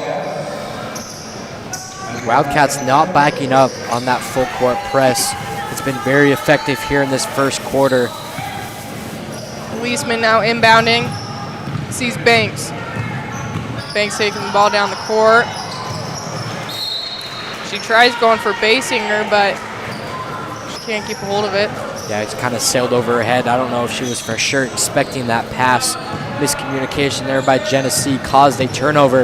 It'll be Lapwai ball and a full court heave, almost. And Picard with the 3-pointer shot, and it goes in and out. That was tough defense by Uraut there. Quite a bit of contact. No foul called there. Minute 28 to go here in this first quarter. An off-ball foul will be called on Lapwai. So that is going to send some Genesee player to the line. Not for sure who it's going to be. It's like it's going to be number 20 of Genesee, Greaser. This is already her second time at the line, but she's 0 for 2. Let's see if she can change that here. Her first shot is up and good. Free throws are going to be big for Genesee. It doesn't look like Lapwai is going to stop on defense. They're going to stay aggressive, and so making those free throws are going to be crucial here in the last 3 quarters. Also good. Now 50% at the line. Picard now with the ball. Sees Year out on the right side. Then in the corner to Domibo. Picard again. Powacki. Inside to Year out. Then to Oatman. Oatman goes up with it and she's fouled. Yeah, so they called that a blocking foul. It could have gone either way. It could have been an offensive foul there. Not really sure if she got her feet planted. But that is going to be a defensive foul. So that's going to be on Genesee. You see that replay there. Yeah, I do agree with that call. I don't think she had her feet set there. Great call by these officials. Oatman's first one is up and it's good. We have some subs for Genesee. Greiser's going to take a seat and Supert's going to come back out.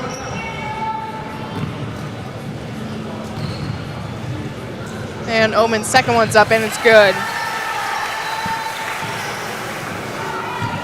Subert now with the ball. So just a 10-point game here for Genesee. Almost an 8-point game. That lane was just strong. Big change from our last game where Potlatch was just all over Clearwater Valley. And Genesee is going to turn the ball over. It'll be Lapwai ball. 57 seconds to go here in this first quarter. And Powacki inbounding again. Sees Picard. Driving down the left side of the court. Sees Powacki on the right side. Looks inside. Then back out to Year out. Year out with the 3. Great shot by Uraut there. I believe that's 3 different Lapwai Wildcats with 3-pointers. pretty much everyone on the court can shoot that 3-ball, and that is very huge for the success of this Lapwai team. Leisman now at the ball, looks inside to Barber. Yeah, that was a beautiful pass across the paint, just unable to connect. And a jump ball is going to be called between Lapwai and Genesee. It'll stay a Lapwai ball. Oh, it'll be Genesee ball. And we have Suber inbounding.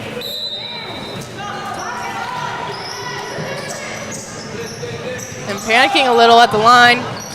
Sees Leisman though. Leisman goes to the shot. It's no good. And Pawowki now has the ball for Lapwai. Looks ahead. Picard. Picard goes for the quick jump shot. It's no good. And Barber gets the rebound. 10 seconds to go. Plenty of time to get a good shot up. Suber then sees Banks. Now all the way across the base hanger. Need to get a shot up right now. Leisman throws it up, and it's good! What a shot by Leisman there. Able to sink that in the buzzer and cut that Lapwai lead to just 10. So after that electric three-pointer, that is going to take us to the second quarter. Lapwai 20, Genesee to 10. I have a feeling this is going to be a great game. Excited for the rest of these 3 quarters. And we're going to see you at the start of this second quarter. As you see some highlights here, we'll see you at the start of the second quarter.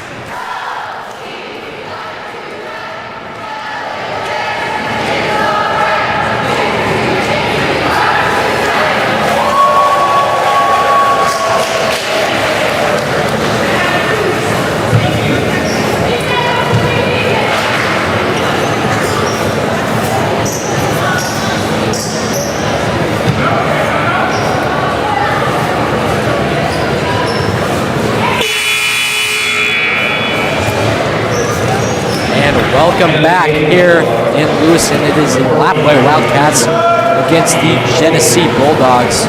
And after that electric buzzer beater, we're going to start this second quarter with Lapwai on offense. We have Pawowki inbounding for here. And Picard now with the ball. Then looks to the right. Now inside to Oatman. Oatman goes up and it's no good. Gets her own offensive rebound. Now to DeMero, Picard all the way around, and Oatman again on the inside. And Domingo, excuse me, is going to travel. Greiser now with the ball.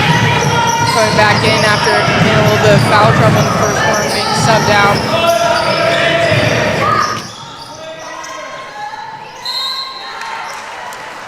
And that's going to be an over-the-back call by Oatman, number 20 of Lapwai. So an early team foul for Lapwai. They had troubles with their fouls there in the first quarter. We'll see if that trouble continues, and that puts Genesee at a pretty good advantage because they're a pretty solid free throw team. Even with that foul trouble, though, Lapwai is not let up on the physicality of their defense, so they must not think that getting into the bonus could be a problem for the outcome of this game. And Greiser now inbounding. Again, panicking a little bit. Just gonna get a time violation, and there it is. It's great interior defense by Lapwai there, not allowing any pass to go. This is great denied defense. Another turnover for this Lapwai defense. And Oatman on the inside. Then sees Year out. Shot's no good. Genesee gets a hold of it. And Subert's going to get a hold of it. And now up top to Leisman. Then inside to Greiser. Great strong move by Greiser there. That left-handed lay-in was good, cutting the lead to just 8 for this Genesee team. And in the corner, Year out with the 3, and it's good! Wow, that corner 3 banked in. I don't know if she called that one, but Year out with her second 3 of this first quarter, of this first half, excuse me. Leisman now with the ball inside to Greiser, then outside to Subert. Subert drives in. She throws it up, and she's going to get fouled. Looks like that foul is going to be on Pawowki. Her second personal and the second team foul. 6.5 minutes to go here. in this first half. And Super so far is 100% the line. And I think I jinxed her. Yeah, that was like our third, fourth time jinxing the free throw shooters. Guess that's just part of it.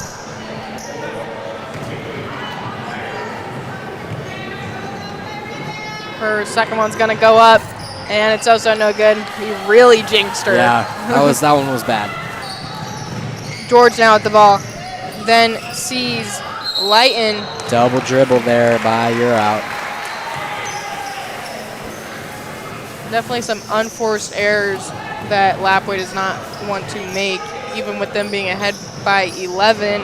Greiser now with the ball, looks ahead to Subert. Now up top to Greiser.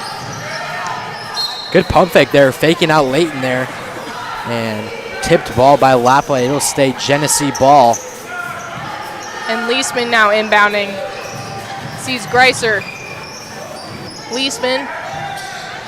And a good screen by Greiser there. Meyer goes for the three, and it's just long. And Picard now at the ball.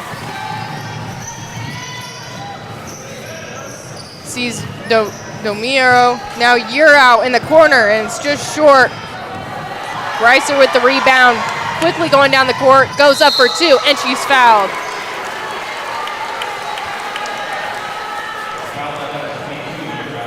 That was on 22. You're out of Lapwai.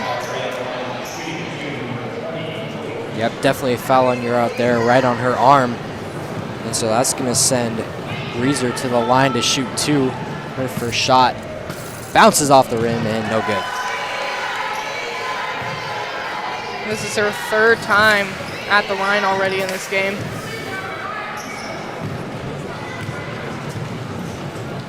Fourth one's up, and it's no good. She's gonna go 2 for 6, 33% of the line. And now George with the ball. Looks on the left to Domibo, then Lighten. Lighten throws it up. It's no good. Greiser gets the rebound. Goes up for two, and it's good. That was a great spin move by Greiser there. Able to get separation between her and her defender. And a nice two from Greiser. Domibo looks inside Leighton, then in the corner to Picard. It's no good. And Subert's gonna get the rebound.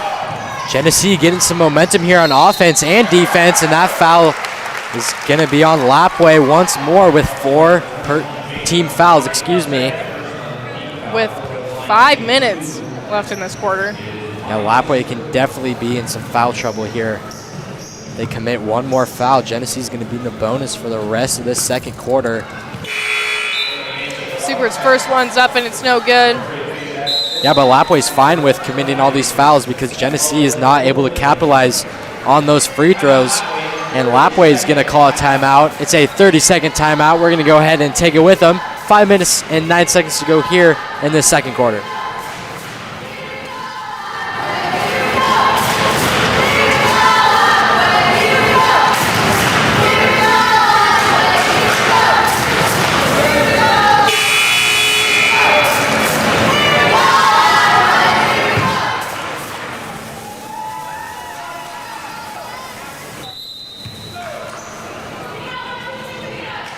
And so with both teams coming out of their timeouts, it is going to start with free throws for Subert. I believe just one. Yeah, she missed her first one. Hopefully Lapwai calling that timeout and that little break in between both her free throws didn't throw her off. The second one's up, and it's good. If anything, it made it better. 8-point game. Picard. Lapwai up. Bisbee now at the ball, sees Picard. Bisbee up top. Bisbee with the three. And it's no good. A little bit of a fight over the ball. Jump ball called. It'll be Genesee ball. 4 minutes, 54 seconds to go in this second quarter. Lapwai not backing off that full court press. And Greiser with the ball.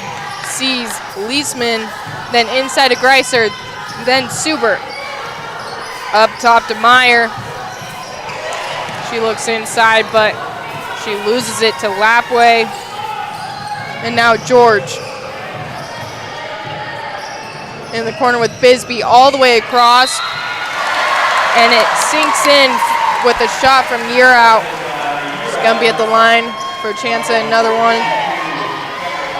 Great job by Year Out there, able to drive in, attract that foul and one, extending that lead to 10 for Lapwai. As you see that replay, just able to make something out of there. Great pass inside from out. Greiser again with the ball. It's tipped out by George. Lapwai has great hands on defense, able to poke that ball away more times than not and creating turnovers. Not there, but fortunate for Genesee, it stays their ball, down 11. Leisman with the ball. Quick lob pass straight to Oatman for Lapwai. Now Picard with the ball. Yeah, and part of Genesee's problem is forcing the ball inside where two defenders are there for Lapwai, causing turnovers. And a fast break opportunity here. Wide open layup is up and good. The 2 is good for Subert. And as you were saying, with forcing it inside, we even see that trouble with Lewiston's girls varsity team. A lot of the times they would force it inside and end up turning it over. And You're Out with the 3. It's no good. Quick offensive rebound for Bisbee and the 2 points. Greiser out now at the ball. Sees Leisman. Back to Greiser. And on the left side to Subert. It's going to be a tipped ball, so no backcourt violation. Genesee's going to stay in possession. Meyer now with it. She takes it inside, and she's fouled when she throws it up. Yeah, that was a hard foul by Layton there. That's going to be her second personal foul, and that's going to put Genesee in the bonus for the rest of the 3 minutes and 17 seconds left. Just see that replay there. Good hard foul there. And again, like you were saying at the last time that Genesee was at the free throw line, yes, they are having a lot of opportunities to make some points with these free throws, but they aren't making them. Yeah, and if Genesee has made all of their free throws, I think they'd almost be in the lead from the amount of free throws they've been shooting, just not able to connect. Meyer's first one's up and it's no good, and her second one is also no good. Quite a bit of fouls here in this second quarter. Most of them coming from Lapwai, but another one from Genesee there. Kind of an unnecessary foul. Picard now with the ball all the way across to George. George with the shot. It's no good. Greiser with the rebound looks ahead to Meyer. And at that point, that's just a little bit of spatial awareness for that fast break from Meyer, sort of realizing you have 3 Lapwai girls on you. Maybe it's not the best idea to go up and go for the layup, instead slowing it down and let your girls or your teammates get down the court and assist you. Yeah, that was a big thing. It's just a huge factor to have when you have that spatial awareness, able to control the pace of the game and realizing when you should or shouldn't take a shot or, you know, force a pass and stuff like that. Just really having that spatial awareness is very much key. And Subert now with the ball, sees Greiser. And Greiser hands it off to Leisman. Leisman with the long 3. It's no good. Yeah, that was very much on target. If she put a little bit more power underneath that shot, that would have gone in. And again, that could have been, since she was a couple feet behind the 3-point line, if she was right on top of it, definitely could have sank right in. And Oatman now with the ball. Goes up. I think she's probably looking for a foul there, but she didn't get one. It's going to go out of bounds. And Leisman inbounding. Sees Banks. Banks taking the ball down the court. Now Greiser. And she hands it off to Subert. And it's knocked away, but Barber gets a hold of it, and now Greiser with the shot. It's way short, and Lapwai picks it up. It looked like that got tipped. George with the 2 points.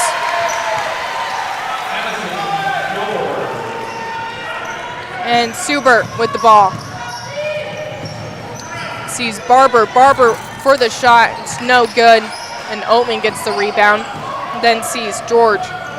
And now Picard. Picard for the 3. And it's no good, just short.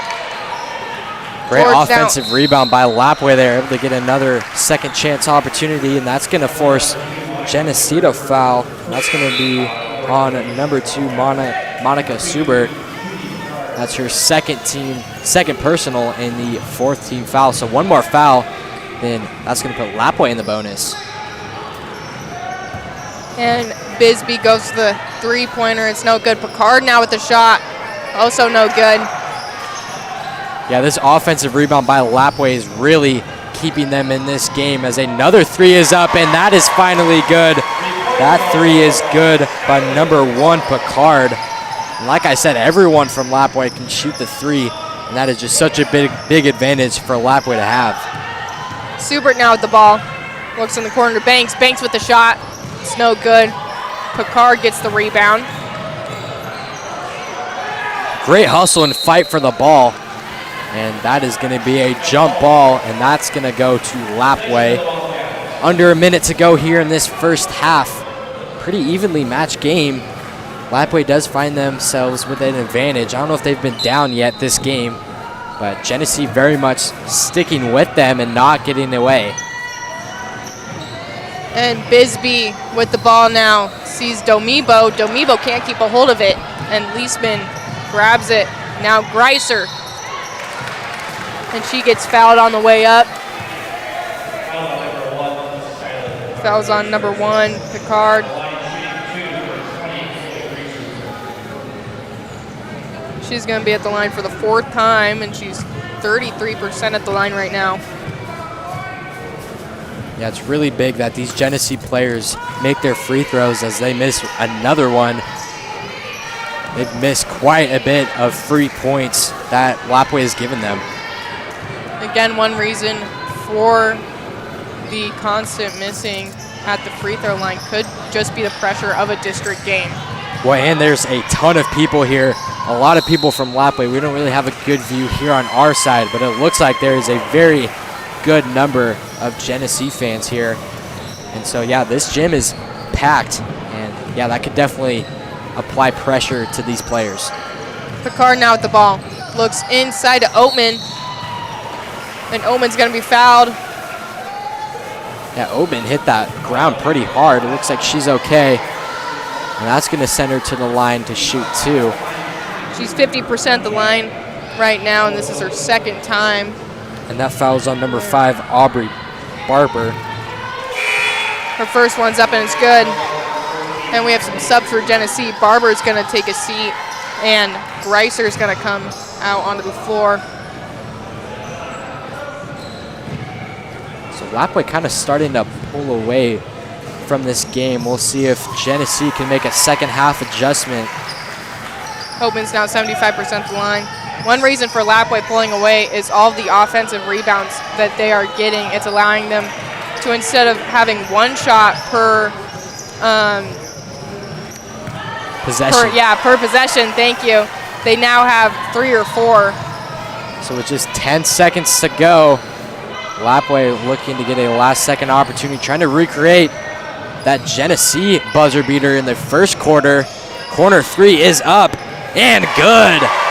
So not a buzzer beater, but definitely a last-second shot made by Bisbee there. And another three-pointer from a different Lapwai Wildcat.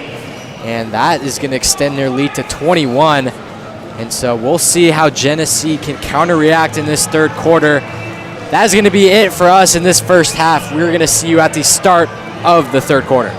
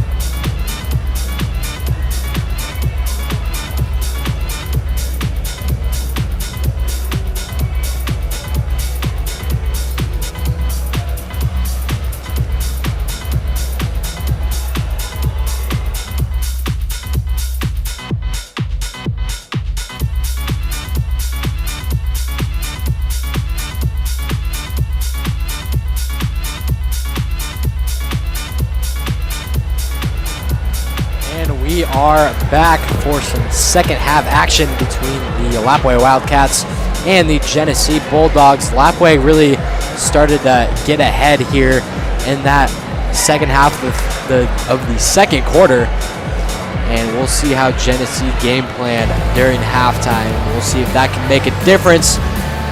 Pretty close game, definitely not as much as a blowout as last game. Again, it was all Potlatch. They had a big win over Clearwater Valley, and we are set to go here.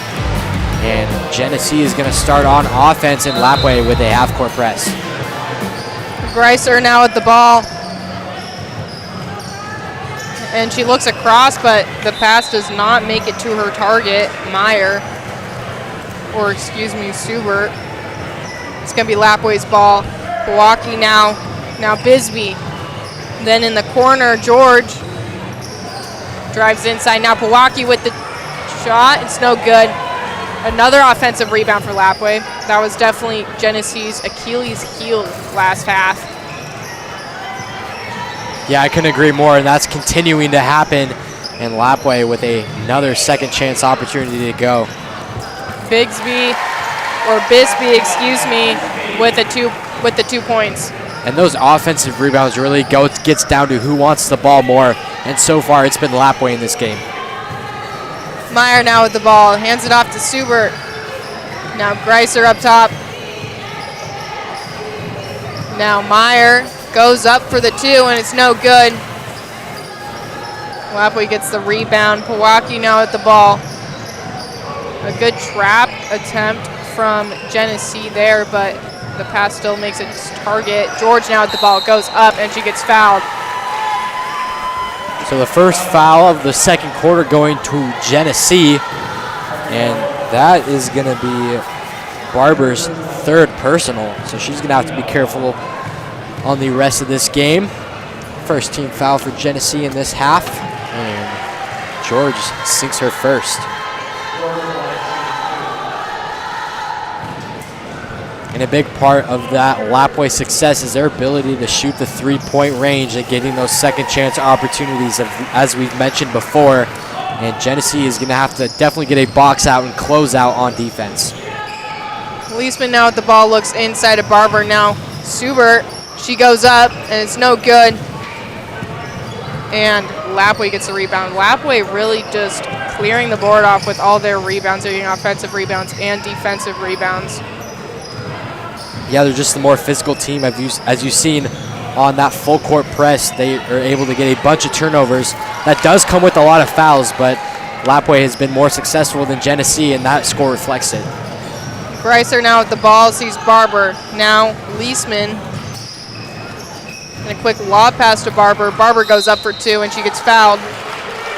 Gonna be at the line. Foul was on Bisbee of Lapwai. Barber's 50% at the line right now. This is her second time at the line. And her first one's up, and it's no good.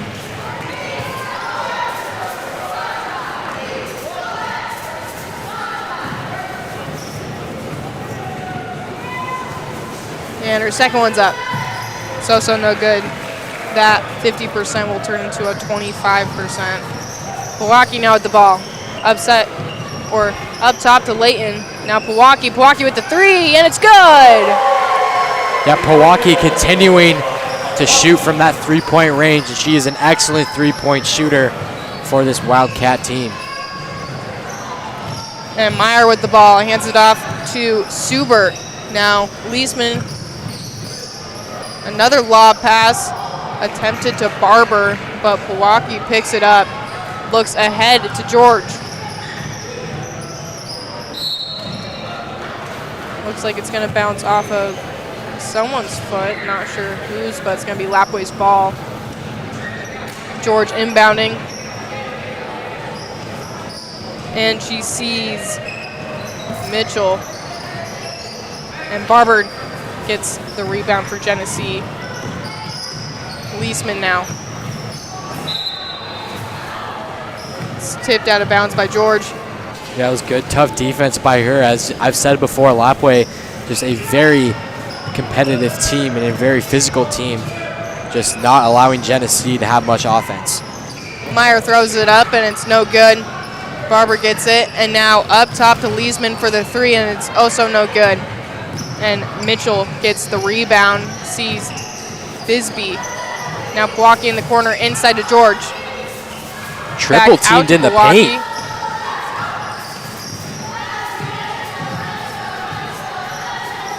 Now Bisbee inside to Layton. George for the three. It's no good. And Leesman gets the rebound for Genesee. Meyer now with the ball. Up top to Greiser. Greiser goes up with it, and it's good for two. Great job by Greiser there, able to weave through defenders and get that lay-in. Very key for this Genesee team to get some more points on the board. Lyon with the quick jump shot, and it's no good. Genesee now getting some of their rebounds racking up, and Greiser goes for the three, and it's good! Yeah, that pull-up jumper is very hard to do. Banked it in, and that caused Genesee. So they called a timeout after that bank shot about 5 feet from that three-point range, and that went in. And so it's going to be a full timeout. We're going to take it with them. Lapwai 45, Genesee 22.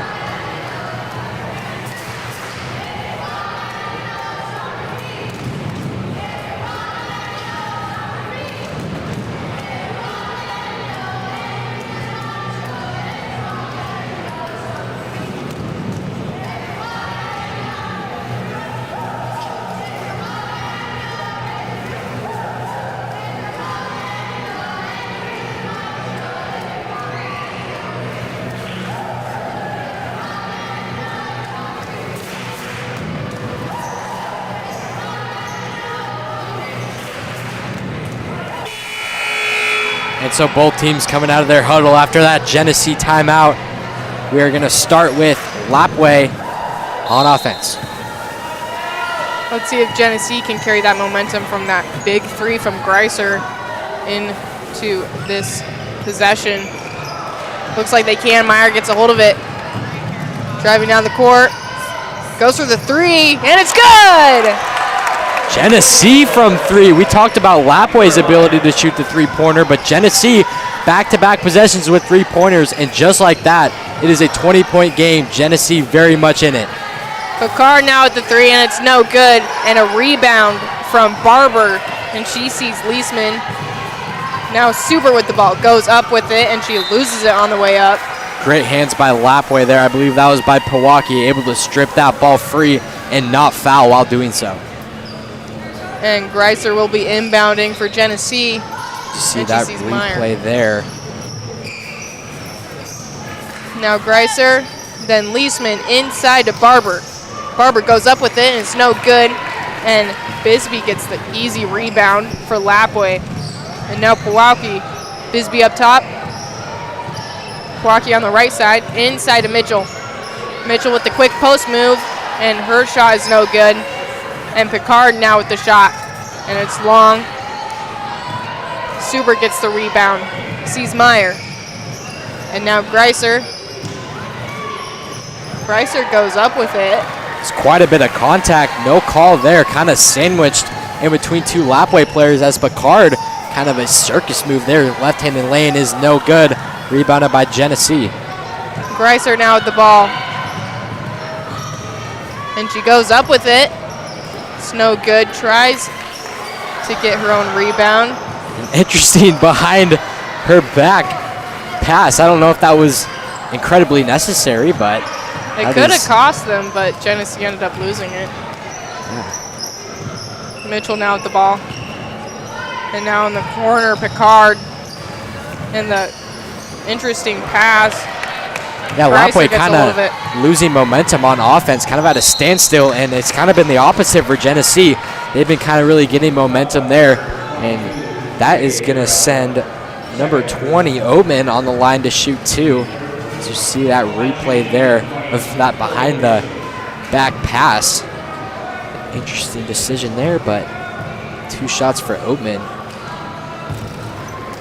And her first one's up, and it's no good. could see Lapwai slowing down right now due to their lead. Usually a team, when they come back for second half and they had the lead that Lapwai had, they may put their foot off of the gas and just sort of calm down a little bit. But with Genesee putting their foot on the gas and pushing hard, it could lead to them gaining on Lapwai.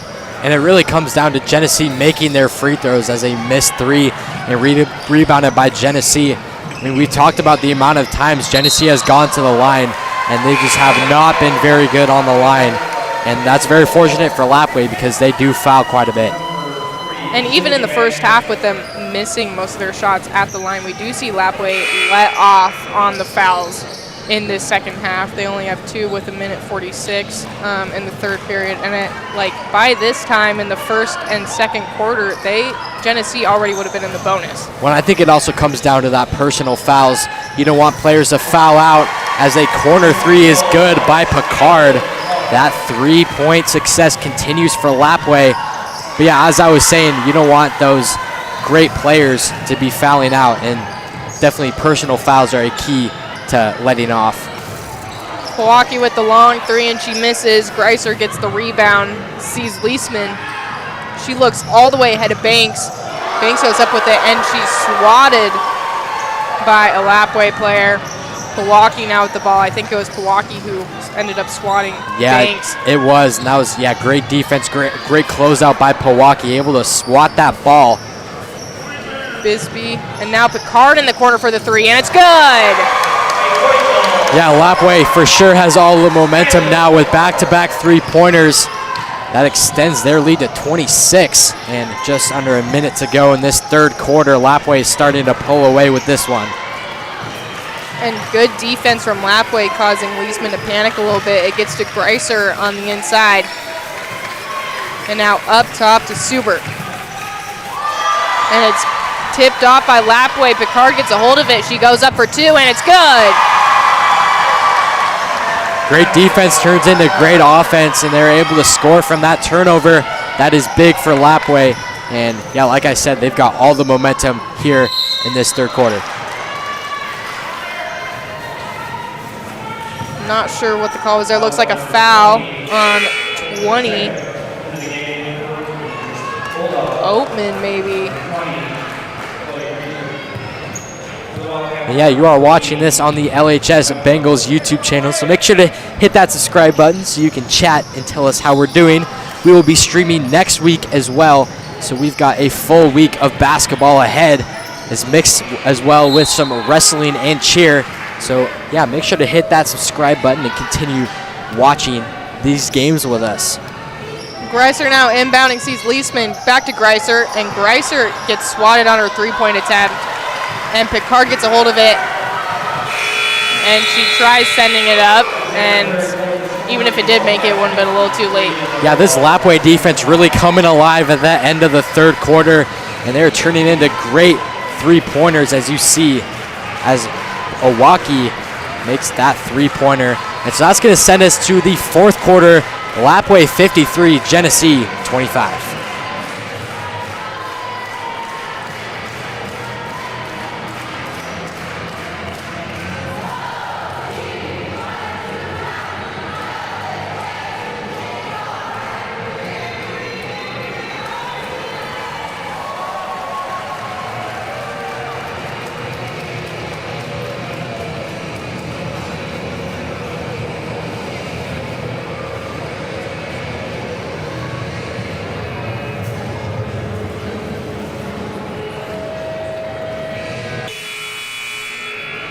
And we are back at the start of this fourth quarter.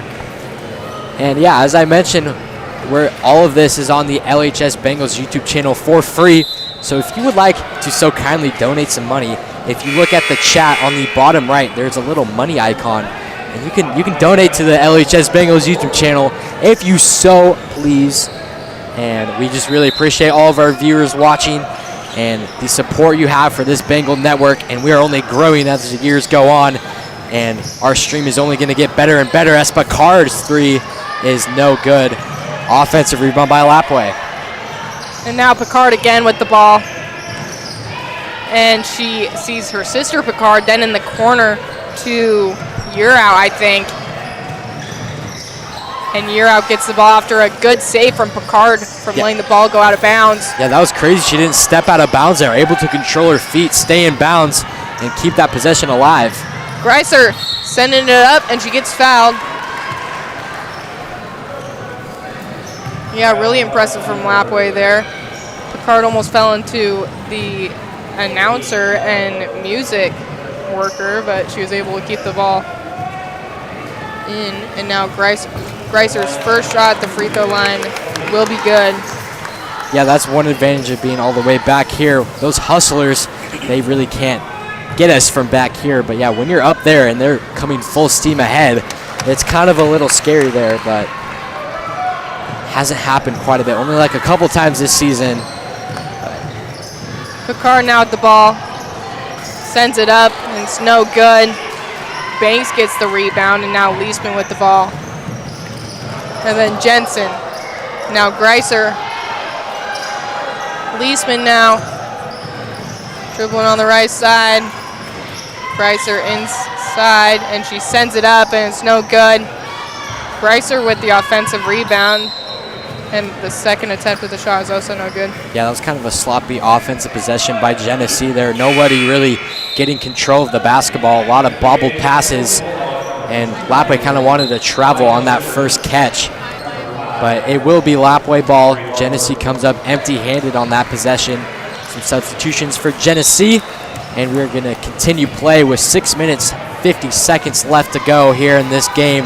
Lapwai up 53-27. Picard now with the ball.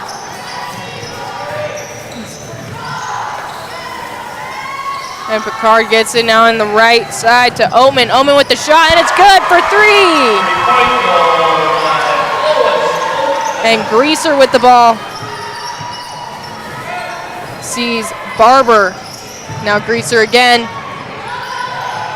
And Banks with the three-point attempt that is no good.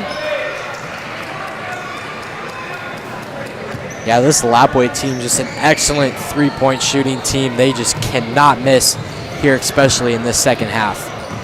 Picard now with the ball. Sees Domivo on the left side. She dribbles back up top and now looks inside to Omen. A good post move from Omen, but her shot is no good. Yeah, I was just going to say that. Fantastic footwork by Omen. Just unable, I don't think she realized where she was under that basket, and her shot was off. And a jump ball called. It'll go to Genesee, and so they have a chance on offense now. Greaser now with the ball. Looks to the right side to Subert, then inside to Greaser. Now Banks. And Banks loses it a little bit, is able to keep a hold of it. And a strong pass leads to a turnover. Picard with the layup that is no good. And Subert's ball again for Genesee.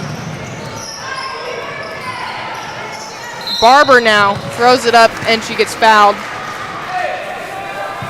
Second team foul on Lapwai, 0 for Genesee. 5.5 minutes to go here, and that is going to send Barber on the line to shoot two. Her first shot is no good. My bad, Allie. You're good.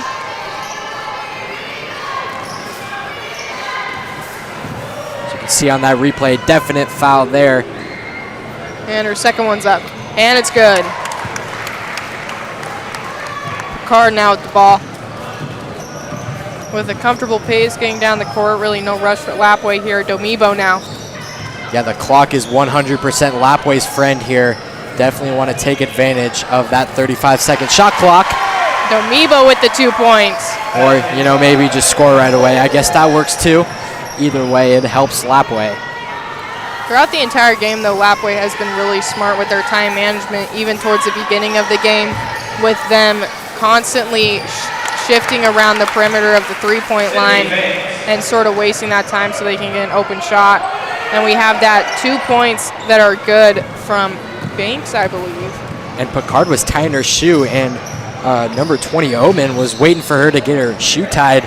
She should have passed it to another teammate. Luckily, that was a 5-second violation, as Domivo is good for 2. And Greaser now with the ball. Some quick ball handling, and she sees Subert. Subert goes up with it, and she's fouled. Gonna be at the line for 2, and the foul is on 22. You're out. That is Urao's 4th personal, but with just under 4.5 minutes to go, not really worried about fouling out, especially with a comfortable 30-point lead. Schubert's first one is no good. And everyone substituting for Lapwai, the entire bench coming out, getting some good minutes here. A running clock with a 30-point lead for Lapwai. And make sure to stick around because the next game, I forgot which 2 teams are playing. We have Kamiah and Prairie going against each other. Should be a good game. Our last game of the day. And we will be here Tuesday for some more tournament action here.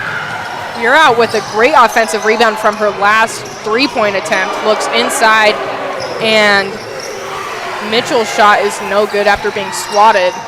Inside to Layton. Yeah, Layton had a great touch on that ball. That just sunk right in. She's a very good post player for Lapwai. And in the corner to Banks, looks inside to Greaser. Greaser throws it up and it's no good. An easy rebound for Pewaukee there. And Greaser gets a hold of it for Genesee. Looks ahead to Suber. Now Greaser again. Barber up top in the corner to Banks. And Banks loses it. Greaser keeps it alive, goes for the 3, and it's no good. I thought that one was going to go in for a second. Yeah, it was a very high arcing shot, kind of left us with anticipation, but no good. It'll be Lapwai ball. Pewaukee now sees Bisbee up top. Bisbee drives towards the right side. And Banks is going to hit it out, and it's going to be Lapwai's ball. Yeah, great hustle by Banks there, not giving up on the play. It's pretty obvious that Lapwai is going to win this game, and it's very good to see that Genesee defense is still pretty strong and fierce. You'll also see now that there's a running clock due to Lapwai being up 32 from Genesee. And we have Banks inbounding, sees Layton now up top to Pewaukee. I thought she was thinking about the 3 for a second there from all the way back there. Yeah, she gave out a little smile there. Yeah, I think I don't know. I don't know if she was thought about shooting that or not, or if it was just a pump fake. But that's going to be rebounded by Genesee. Just under 2 minutes to go in this game. Another commanding lead tonight. And Greaser with the ball, then sees Jensen, and Jensen goes up and she's fouled. We've yet to have a nail biter here in Lewiston. Maybe next game will be different, as another mass substitution by Lapwai is about to come in after this shot by Jensen. Jensen's first one's up and it's no good. And again, large number of subs for Lapwai.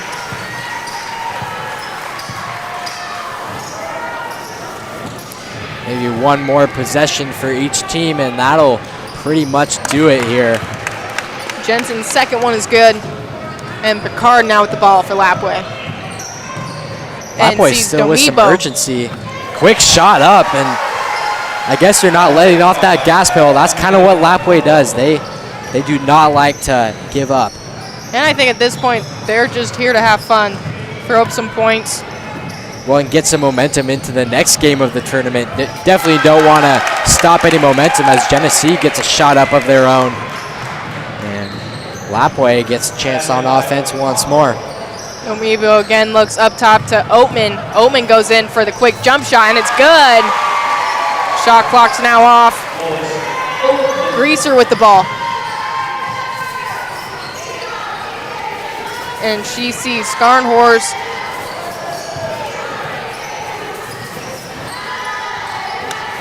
Rare offensive rebound by Genesee. They do get it, but the game is all but over as another layup there. Lapwai could have dribbled it out. They decided not to, and that is going to do it here in Lewiston. Oh! Greaser with the buzzer beater. Just to end the game there. Wow, so 2 buzzer beaters for Genesee. Was that both from Greaser? Was that her in the first quarter? Either way. It could have been. Either way, 2 buzzer beaters for Genesee. But that is not going to be enough as Lapwai wins by 30. Lapwai 66, Genesee 36. And make sure to stick around for game 3 of the second round of the Lapwai, of the White Pine tournament here in Lewiston, Idaho. And we are set for game 3 in about 20 minutes, and we will see you there.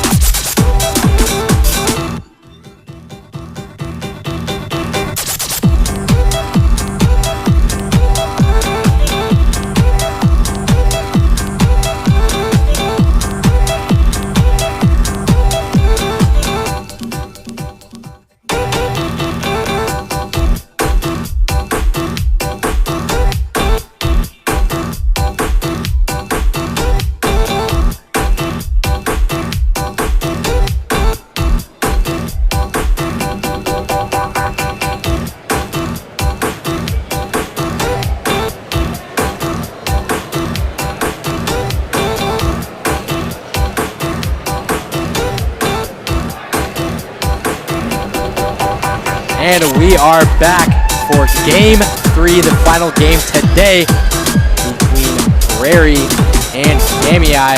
Starting lineup is on its way, and this should be a good game. Let me pull up their record. So Kamiah is going into this game 12-6. They won their first round against Potlatch 50-21, and Prairie's coming in with a record of 15-6, and they won their first game against Clearwater Valley, huge, 76-8. So here come the starting lineups.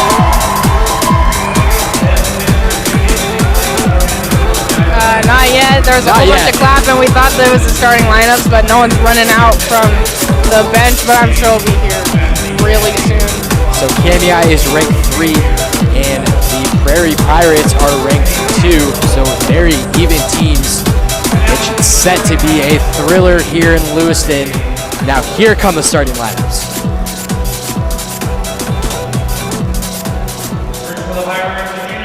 We're going to start with the Prairie Pirates. We have number 2, and she's not on my roster.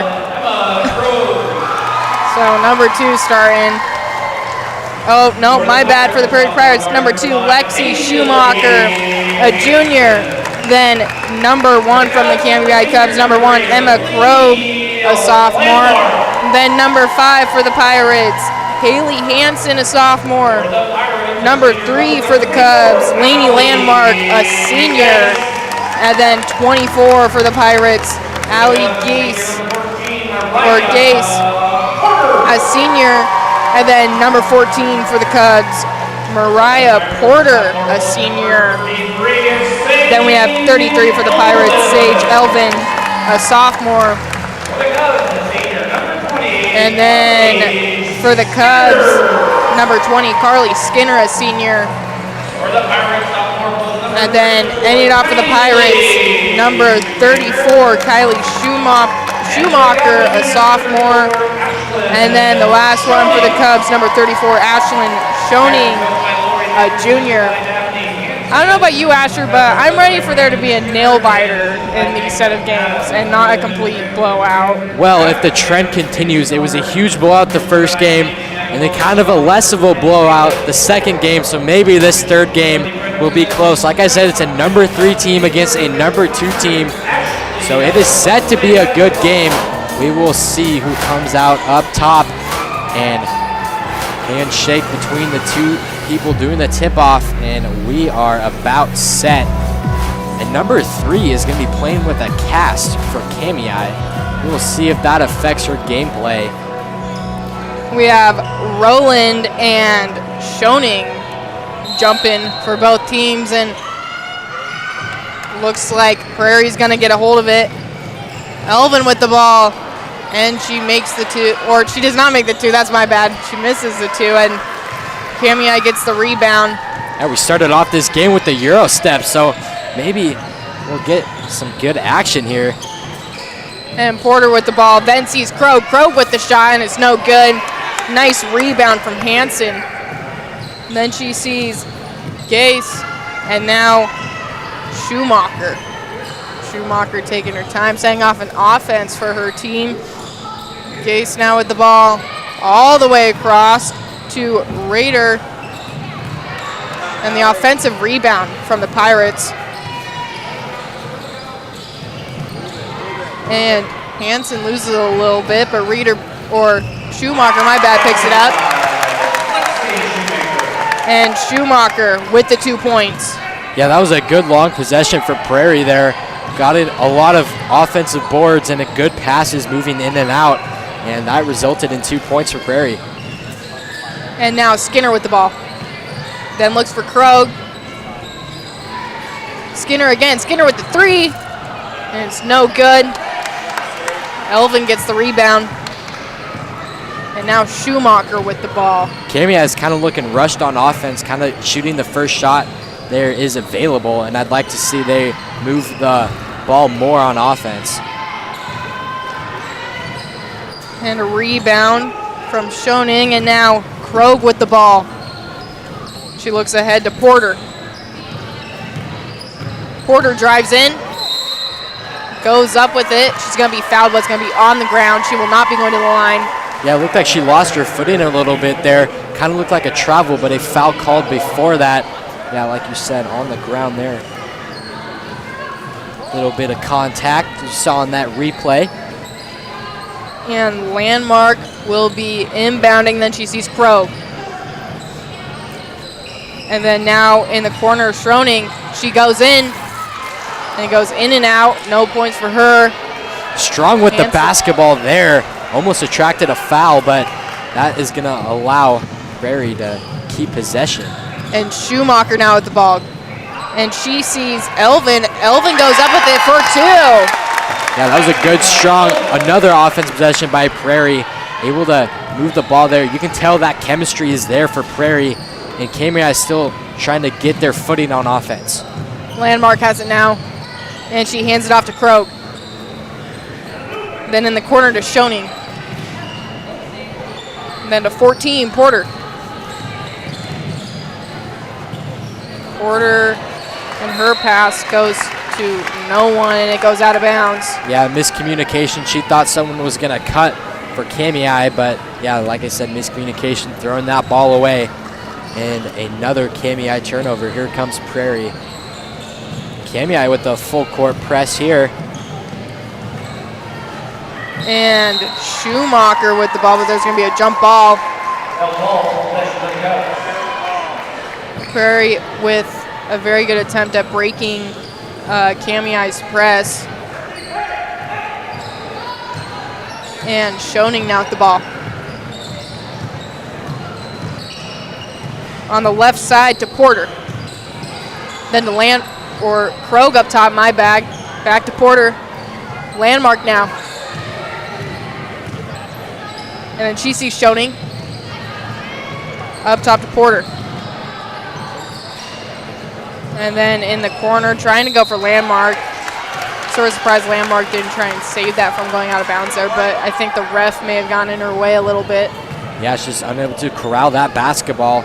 Maybe that cast maybe influenced her way to catch that, kind of went through her hands. Maybe look at that the rest of this game, see if it makes an impact.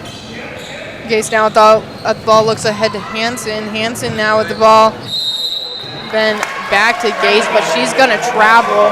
Yeah, kind of choppy feet there. She didn't get her foot planted before she caught that, and she kind of made herself have 2 pivot foots, which you cannot do. And Schoening now with the ball.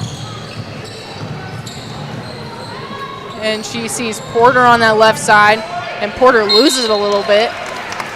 And it's knocked out from Schumacher. Prairie has had very good defense here, whether it's on the perimeter or in the paint, just not allowing Kamiah to get any offense here in this first. Landmark now with the ball. Then she sees Skinner. Up top to Krogh. And now Porter. Left side to Krogh. On the right side to Schoening. She drives in, goes up for the 2, and it's no good. And Schumacher now with the ball. Schumacher goes to the left side. And now inside, back out to Hansen. Hansen all the way across to Gase. Gase with the shot, and it's no good. An offensive rebound, and 2 points for Schumacher. Yeah, in these past 2 games, it has been the team with the most offensive rebounds winning the game.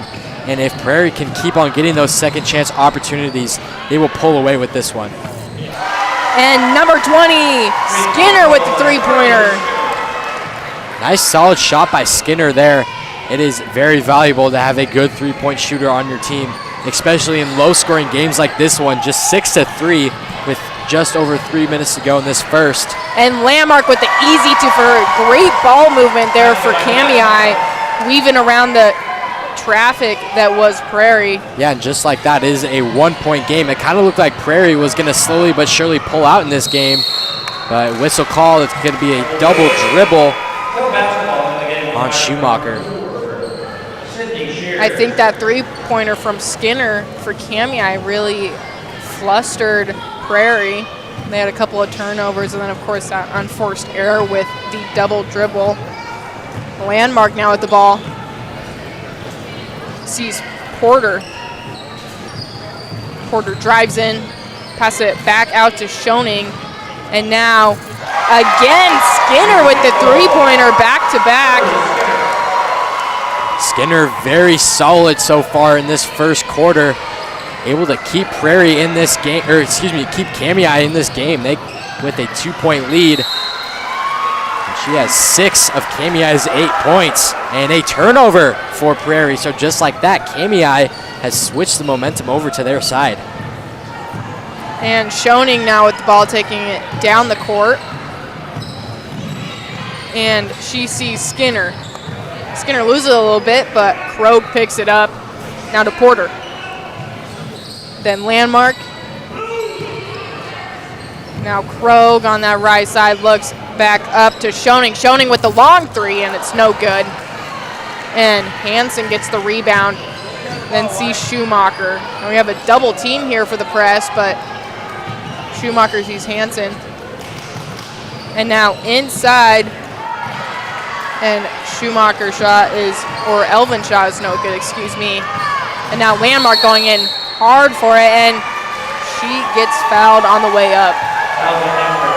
Prairie really had that momentum in the first half of the first quarter, but so Kamiah has got some momentum of their own, and they have this 2-point lead, a chance to extend it at the free throw line. And Landmark at the line, her first one's good.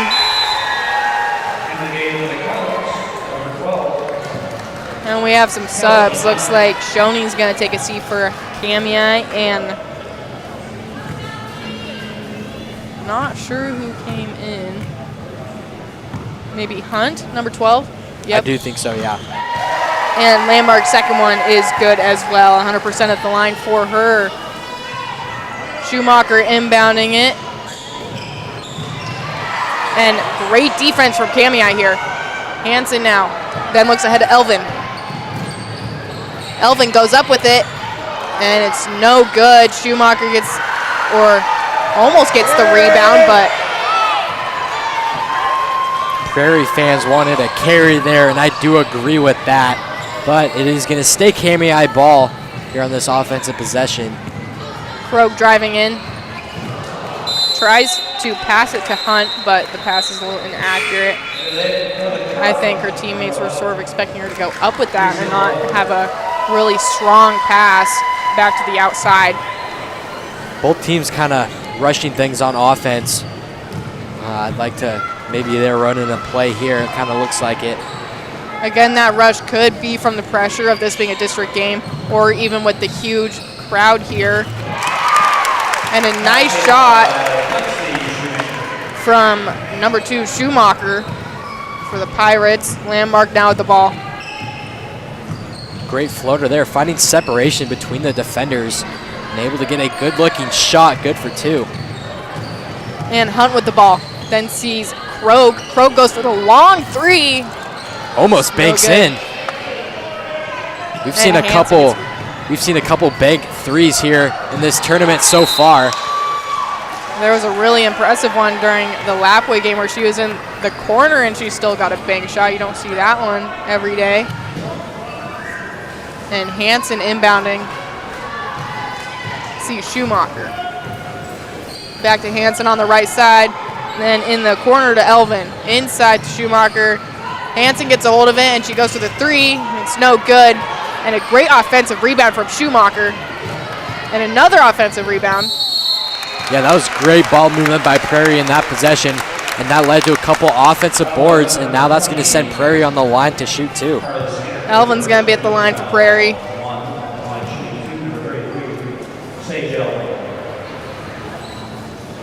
And her first one's up. And it's no good. Yeah, in this close of a game and this low scoring of a game, free throws are crucial. I think with the team that makes the most free throws are going to win the game. Her second one is just short. And a fight for the rebound turns into a jump ball. Yeah, this is a very clean game. We saw a ton of fouls our last game between Lapwai and spacing who Lapwai played against. But anyways, in that last game, there was a ton of fouls in here.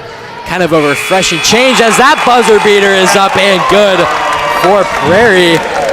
So The third buzzer beater of the day. This one was from Hanson. So that's going to tie it up 10-10. So we got what we asked for, a very close game. You can't get any closer than it being tied. And so we are going to start this second quarter here in just under a minute.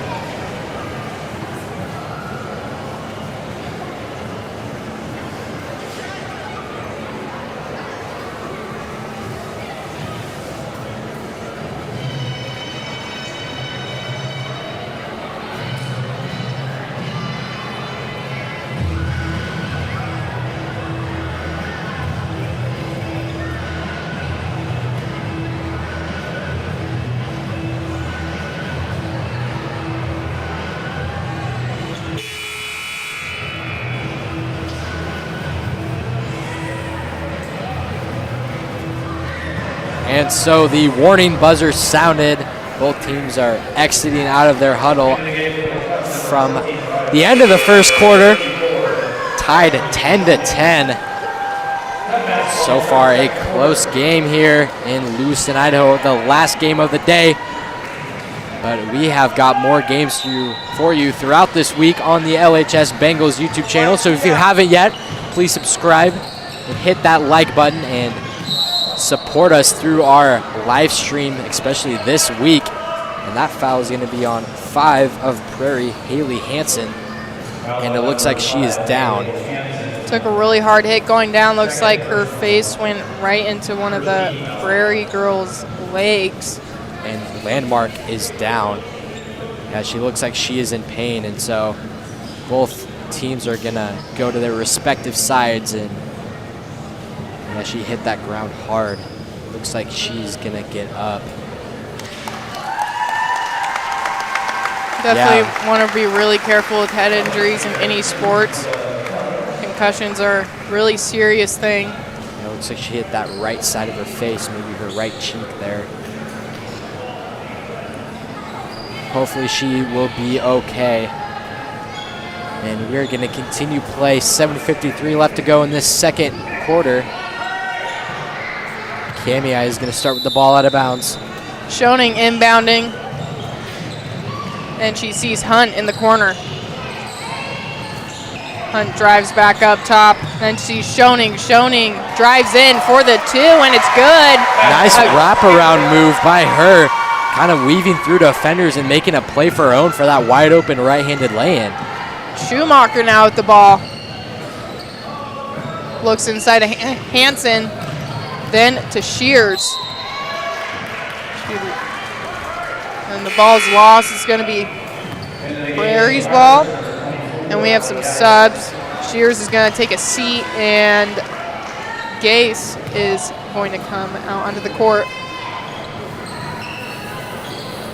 Hanson inbounding a long lob pass to Schumacher up top. And then in the corner to Gase. Now Hanson, Gase, then Schumacher up top again. Gase on that left side. Schumacher with the 3, and it's just short. And an over the back called on Prairie.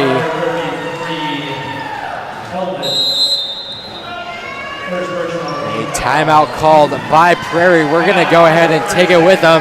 7:10 to go here in this second quarter.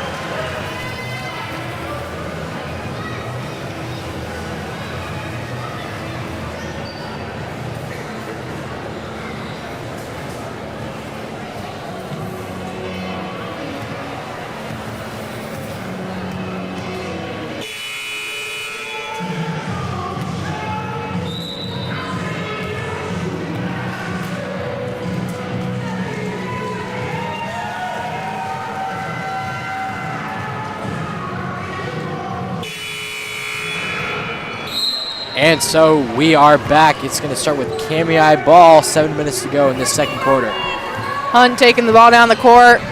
Looks on the left side to Porter. And then inside to Skinner. And it's just out of Porter's reach, and it's going to go out of bounds. Yeah, lots of miscommunication for both teams on offense. That's kind of reflected how low scoring this game is.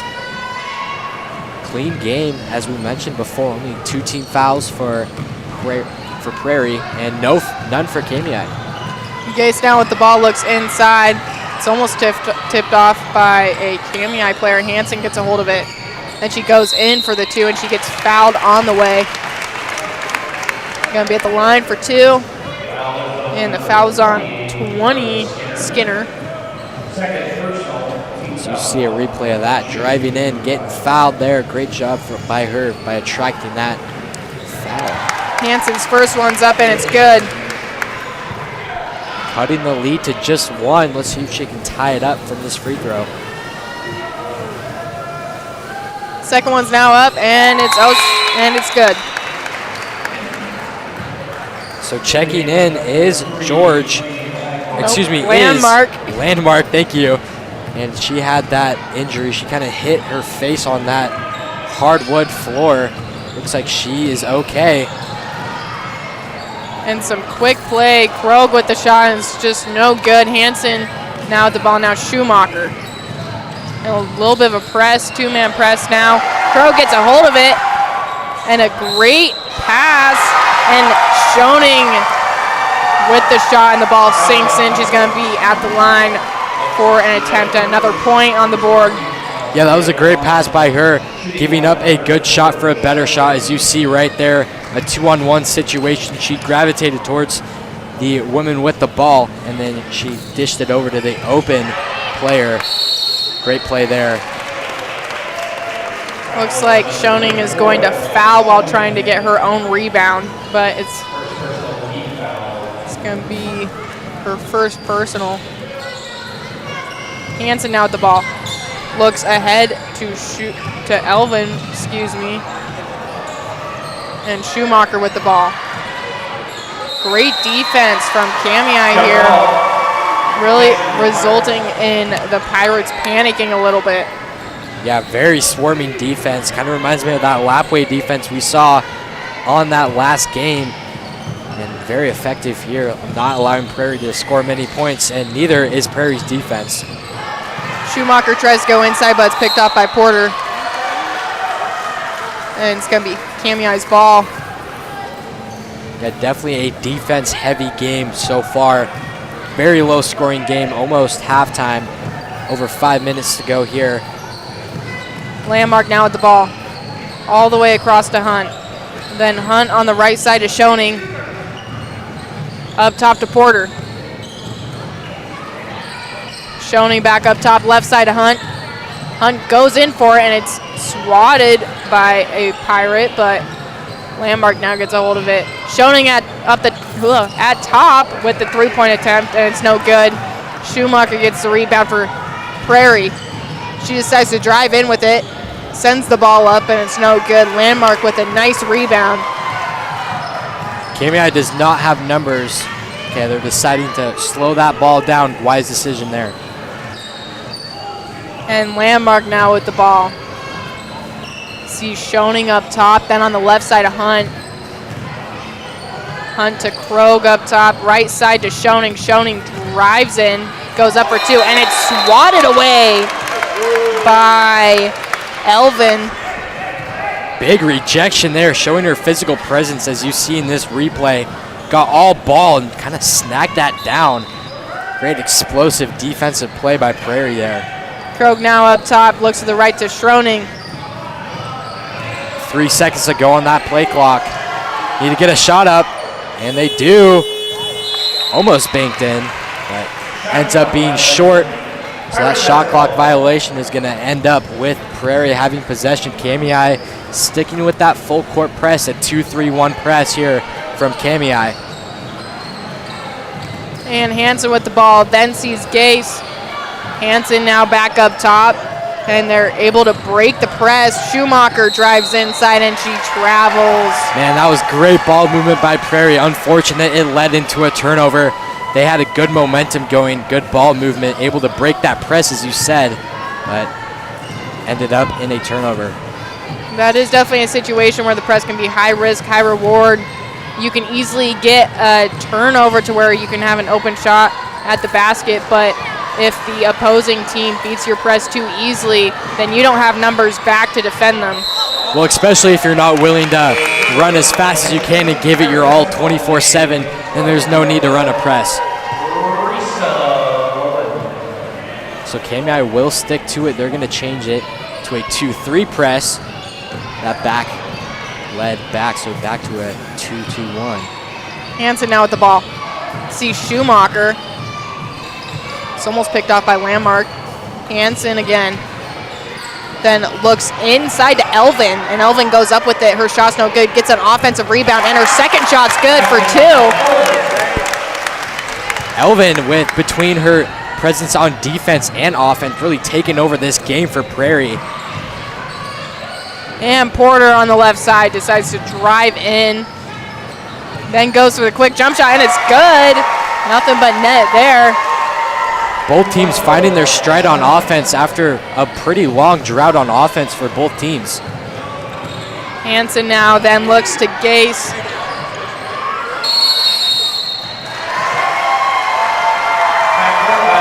Backcourt violation, 10 seconds in the backcourt from Prairie. And a great job by Kamiah's press to force that turnover. And Lowen inbounds it to Schoening. She's keeping her dribble alive up top. Decides to drive on the right side. Sees Porter. And now up top to Krogh. And then in the corner to Lowen. Krogh with the open 3. And it's no good. Great hustle there. Unable to save the ball is Lowen. Thank you. Yep. As you see that replay of Lowen's great hustle there. Sacrificing her body, but unable to save the ball. And Shears with the ball. Then sees Hansen. And good defense. Need to get the ball in the middle if you're Prairie, and they do, and that's how you break that zone full court press. It's going to be a jump ball. Kamiah's ball. We have Landmark inbounding to Schoening.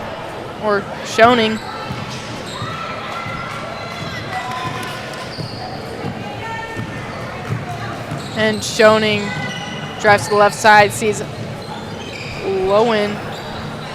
And a good lob pass to Krogh, and Krogh with the 2 points. Yeah, that was great vision there by Landmark, able to find an open woman inside, and an easy 2 for Kamiah. And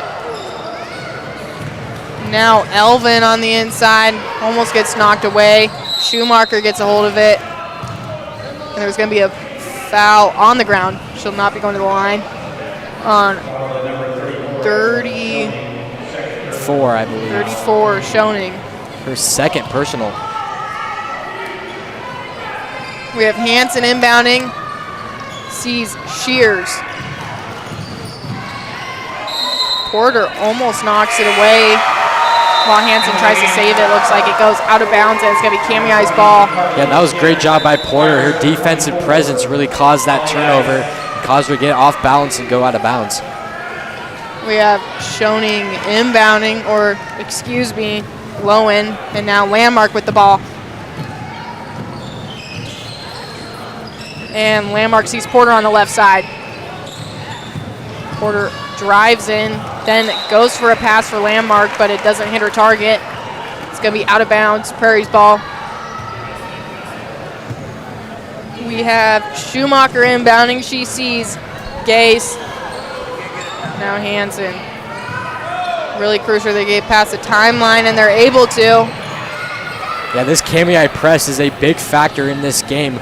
Whether it results in a turnover or Prairie scoring points, it really keeps this game moving fast. And Hansen now up top, then looks to the right to Gase, and Gase with the 3, it's no good. And a fight for the ball makes Skinner fall on the ground.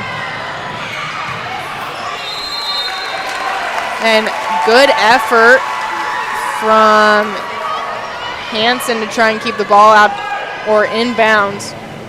But it's going to be Kamiah's ball. Lowen inbounding, sees Landmark. Yeah, we've just seen a lot of more hustle plays from Prairie than Kamiah, not really reflecting on the scoreboard, but that could really get a factor in this second half. And with how close these two teams are, it is really whichever team out-hustles the other that can lead to them winning. Porter's three-point shot just misses, and Schumacher gets the rebound. Then sees Gase on the right side. And another big thing is we'll see in the second half if Kamiah decides to stick with their full court press, see if their players have enough stamina. Landmark now. Goes up for the two, and it's no good. Yeah, she was on a 3-on-1 situation, not in her favor, and that shot was no good, but a fight for that rebound. It resulted in a jump ball. It'll be Prairie ball. You see that replay. Battle for the basketball. 1-on-3.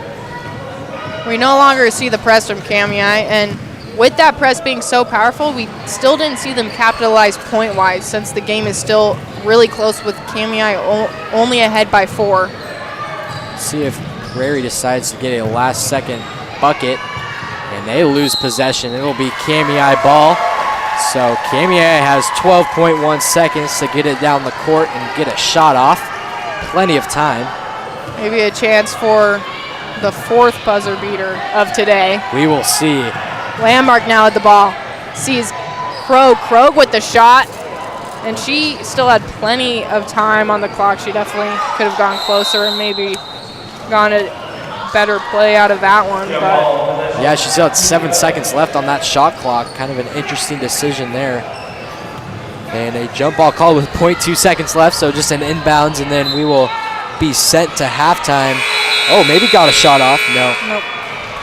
So we are going to head into halftime with Prairie 14, Kamiah 18, and we will see you at the start of this third quarter with some highlights, and we will see you then.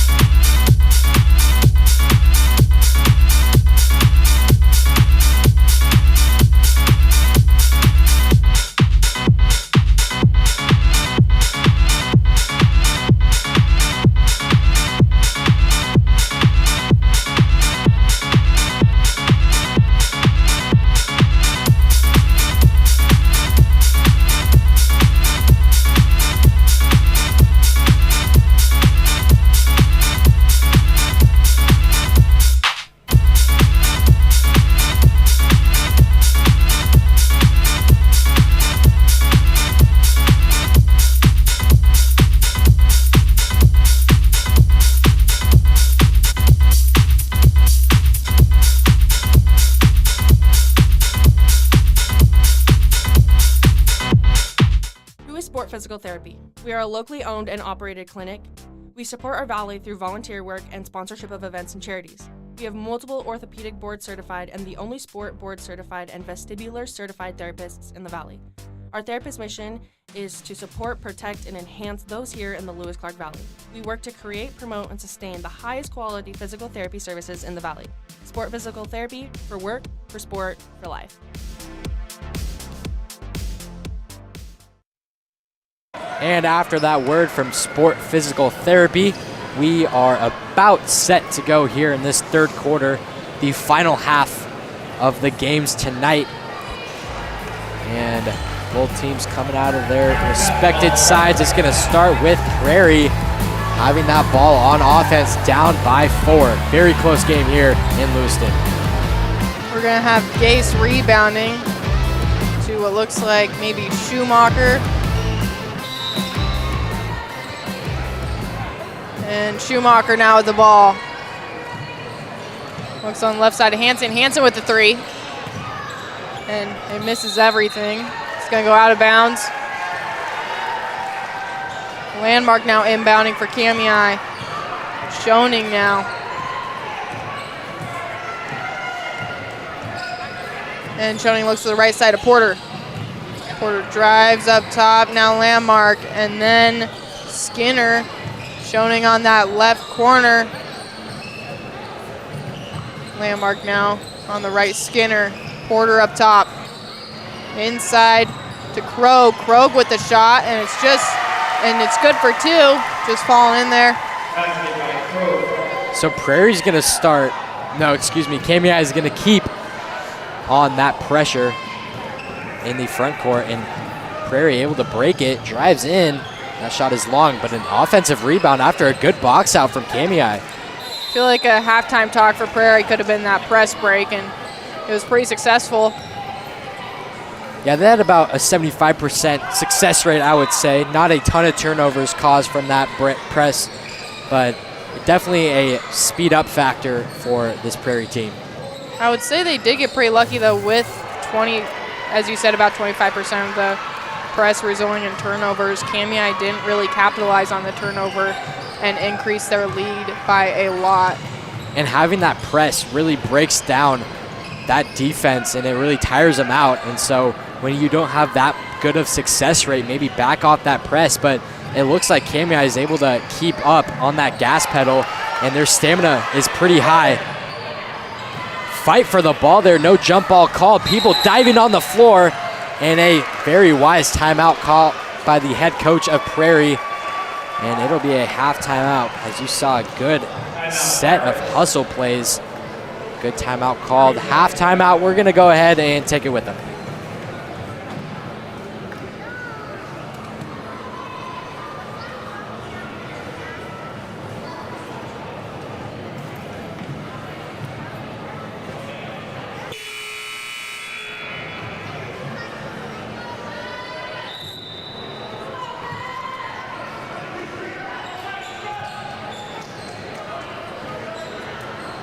So after that quick 30-second timeout, both teams are set to go here. Just under 6.5 minutes to go in this third quarter. Prairie's going to start it. Schumacher now with the ball, and then she sees Hansen on the left side. Schumacher now swung all the way around the perimeter of the 3-point. Schumacher with the 3 attempt, and it's good. Pretty long 3-point attempt from her, too. And that's quite the momentum shift, too. Not many 3-pointers in this game. And points like that can really change the course of a game. Kamiah now looking to respond. Porter goes inside. Just sort of throws it up there, and no fouls called. Kamiah with a little sloppy possession there. They're looking to turn that around with their defense here. And Schumacher now with the ball. And a good attempt at a trap from Kamiah, but Prairie beats it with no problem. A fight for the ball. And now Schumacher gets a hold of it. Then Elvin with the nice 2 points.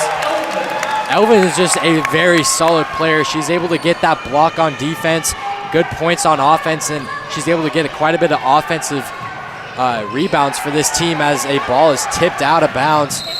Great hustle by Prairie there, almost face planted into those bleachers, able to stop herself there. And Kamiah is going to retain possession after all of that. Right now, I think Prairie's just overall out-hustling Kamiah, and it could be from a result as what you were saying earlier, Kamiah being tired from that press that they were holding for most of the game now. Porter now with the ball. Panicking a little bit, she sees Schoening.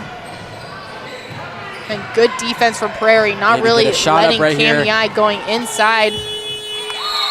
And that is going to be a shot clock violation. Didn't hit the rim. And some confusion there from Prairie. I think that's Kamiah's second shot clock violation of the game.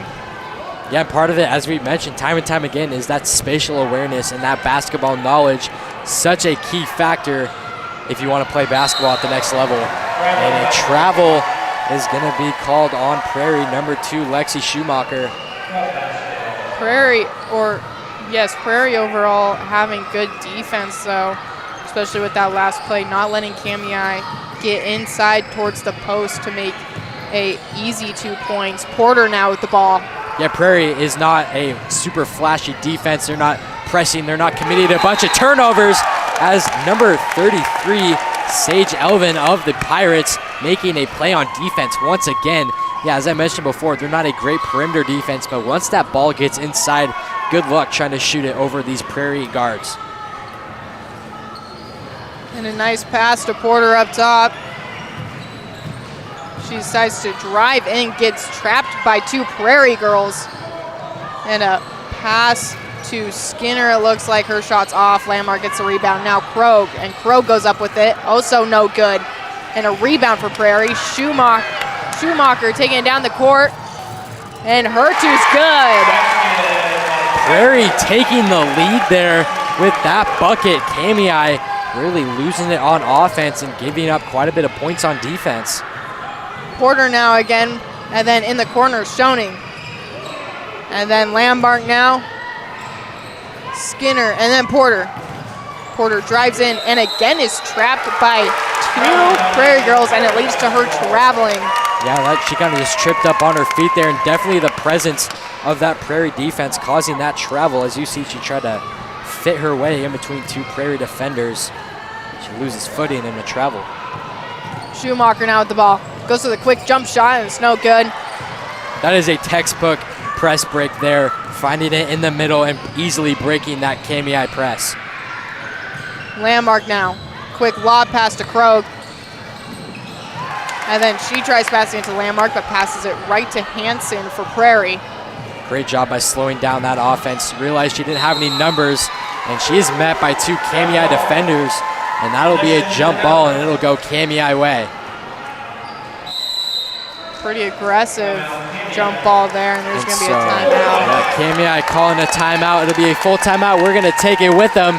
3 minutes, 16 to go here in this third quarter.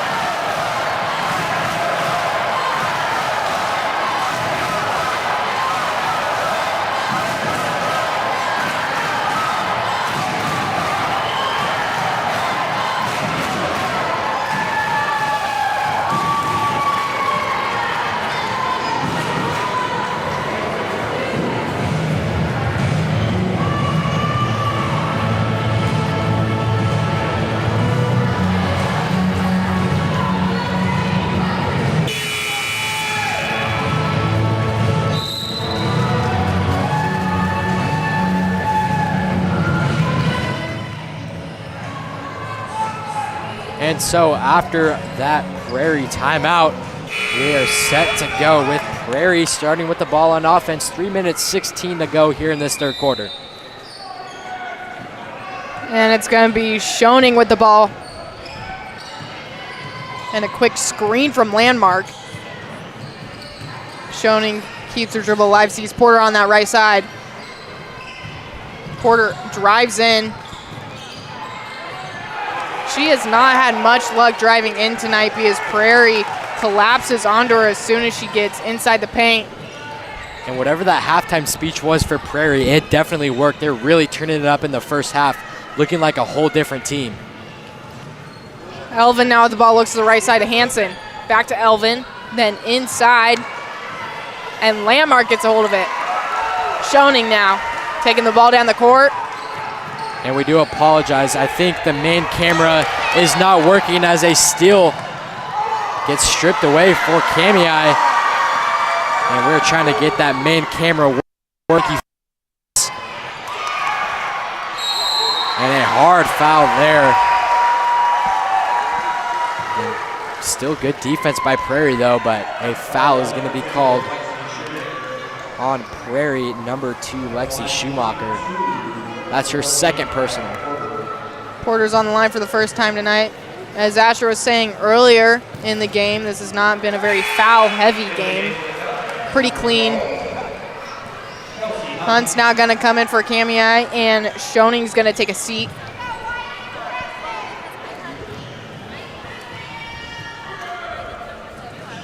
Porter's second one's up, and it's good. Going 50% at the line. Tying up this game here. 2 minutes and some change left to go in this third quarter. And Schumacher now with the ball. Looks on the left side to Hansen. And a travel's call. It's definitely an unforced error that no team really want to make at this point with a tied game. Yeah, that makes the pressure high. The stakes are high. This close game, loud environment. Definitely need to stay poised here in this situation. Landmark now looks to the right to Porter. Porter's looking for some help, sees Hunt on the left side. Hunt drives in and goes for 2. Great drive through traffic there for Hunt. Yeah, we're kind of just having change of momentum between two teams. The start of the third quarter, Prairie was really on a run, and then now it's kind of Kamiah pulling away with the momentum as they get a stop on defense, fight for the ball, handoff here and there, and a turnover here for Prairie. And Schumacher up top goes for the 2, and it's no good. Krog with a nice rebound there. Looks at a Landmark. Landmark looking to maybe slow it down a little bit, get everything under control. Drives to the right side, then sees Hunt. Now on the right to Skinner. Landmark now, Krog. She makes an attempt at driving in, sees back outside of Hunt. Hunt with the 3! Great job by Kamiah responding from that offensive drought they had in this third, really turning it up on offense from that 3 especially. Schumacher now sees Hansen on the left side, then looks inside. A great pass and great 2 points for Schumacher. It was a defensive battle for the majority of this game, and now here in this third, both offenses really getting their groove and taking a lot of points onto this board. Porter now sees Krog inside. Krog with the floater, and it's no good. That was like a fadeaway hook shot floater. Interesting play there, but kind of made separation. A good shot, just didn't fall in. And Schumacher with the nice 2 points. And Landmark now with the ball, looking to respond. Sees Hunt. Hunt drives in, goes to the shot, it's no good. That was a great pump fake by her, able to make some separation, just unable to connect. And so we've got a thriller here in Lewiston. It is Prairie 25, Kamiah 26. We're gonna head into the fourth quarter, and we will see you there.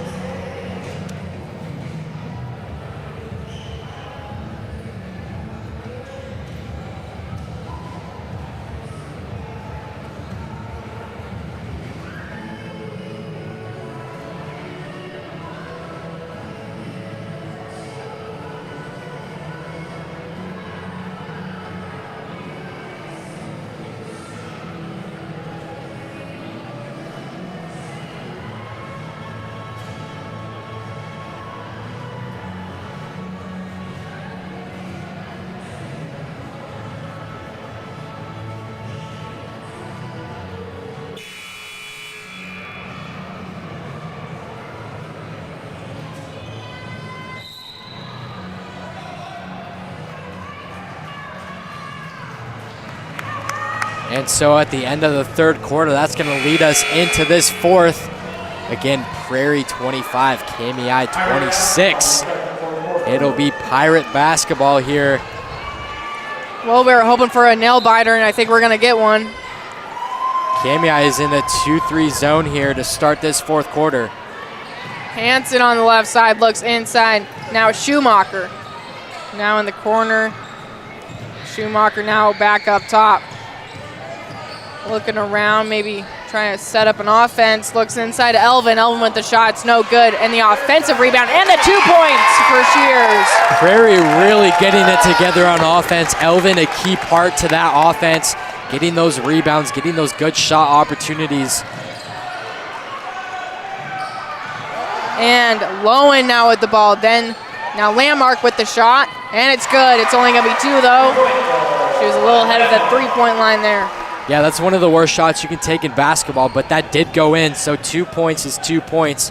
Maybe just like half a step back, that would have been a 3-pointer.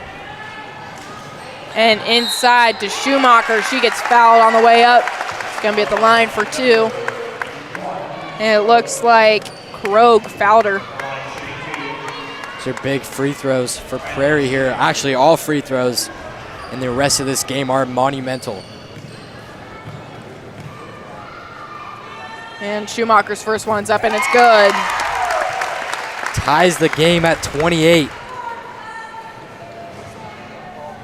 This time you didn't jinx him by talking about the free throw, so that's good. Maybe I broke the jinx spell. Second one's up, and it's good. So that puts Prairie into the lead. Let's see how Kamiah responds to this. So many lead changes here in this second half. Landmark sees Hunt. And now looks like they're wanting a travel call, but it was not there. Skinner with the 3, and it's good. And I believe that is Skinner's third 3 of the game. She is on fire from beyond the arc, and she continues that in the second half. Schumacher now with the ball.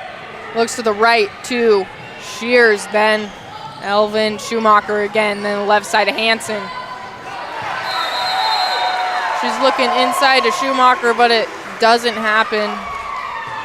Instead of a crisp pass like that, I think a lob pass definitely would have been better for her there. Yeah, she zipped it in. I think she was expecting a lob pass, didn't get it, and it went right through her hands. Landmark now. Quick bounce pass to Skinner, but Skinner cannot keep a hold of it. And we have Schumacher inbounding to Hansen. Back to Schumacher, taking the ball down the court. Hansen on the left side, up top to Elvin. Schumacher with the 3, and it's good! Great shot by Schumacher there. Kamiah has been in a 2-3 press pretty much this entire second half, and a good way to break it is with that ball movement around the perimeter. And if they're good 3-point shooters, which they are, they can definitely capitalize on that. And Kamiah just traveled there. So Prairie with some momentum with a 1-point lead, under 6 to go here in Lewiston. Kamiah is definitely feeling the pressure from the momentum that Prairie has right now. Schumacher now at the ball, looks on the right side to Shears. Back up top to Schumacher. Schumacher with the 3, and again! If Wesley was here, that would have been a bangarang. I won't steal that from him. But a 4-point game, monumental for the Pirates there. Clutch 3. And Krogh now with the ball, all the way across to Landmark. And it's tipped up by Prairie. Kamiah is in shambles right now, not knowing what to do or how to respond to Prairie's 3s. And as I said before, Kamiah and Prairie both won their first games of this tournament, both going 1-0 in the tournament, and Prairie, I believe, called that timeout, and we're going to go ahead and take it with them. Prairie on top by 4.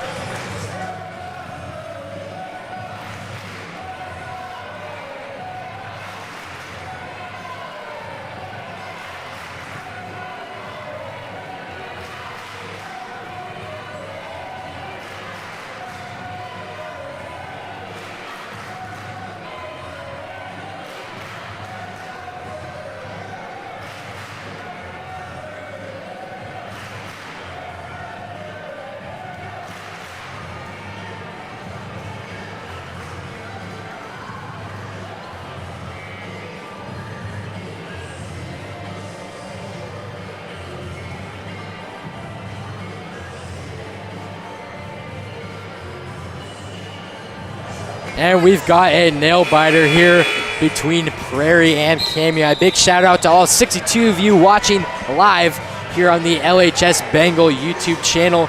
If you haven't already, make sure to hit that big red subscribe button. That really helps us out as we continue coverage throughout the week of this White Pine tournament. So it's going to start off with Kamiah with the ball here. 5 minutes and some change left in this game. Schoening now with the ball. Sees Porter on the right side. Now Skinner all the way across to Schoening. Skinner again. Now Landmark looking inside to Krogh. Krogh's able to keep a hold of it. And Porter would have had a wide open 2 points there if the pass could have made it to her. Yeah, and we've mentioned this time and time again, the pressure of the situation really getting to these ladies, and just a high volume environment really contributing to the miscommunication here. But great passes by Prairie, able to break that press, and that is really the difference between Kamiah and Prairie in the lead of this game, is the way they're able to handle the ball. And Hansen's going to be inbounding under the basket. Goes for the pass for Schumacher, and Schumacher, her three's no good. Great box out and rebound from Porter. Yeah, box outs are really overseen in the game of basketball as an and one for number 1, Emma Kroc. Yeah, as I was saying, box outs are very overseen here in the game of basketball. It's such a big factor on who gets those offensive rebounds and the limits of second point opportunities. Krogh's one and only one's up, and it's good. Big free throw by Krogh there. Big and one for a big time player. Elvin now with the ball. And then looks to Hansen. And we see that press from Kamiah. Prairie beats it though, and Schumacher now with the ball. Thought she was gonna go up for the three, decided not to. Her sister loses it.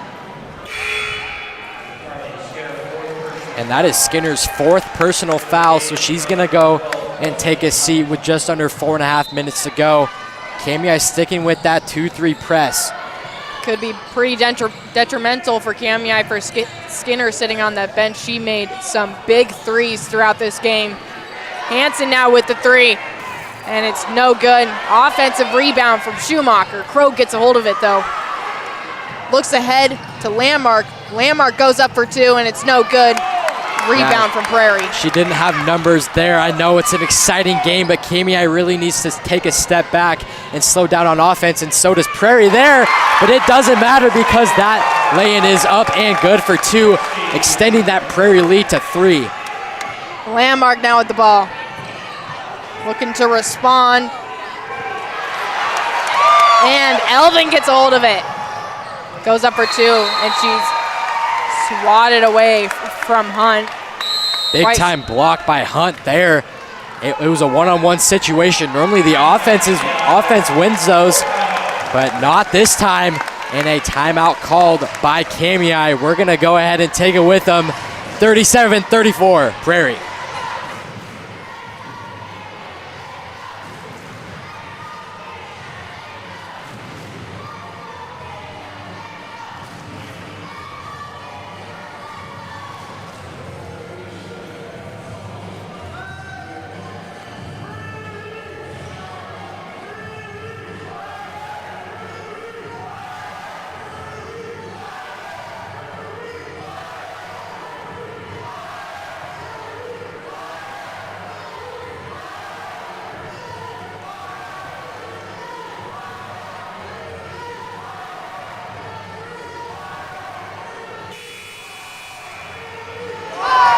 So a 3-point game between Prairie and Kamiah. Prairie with the advantage.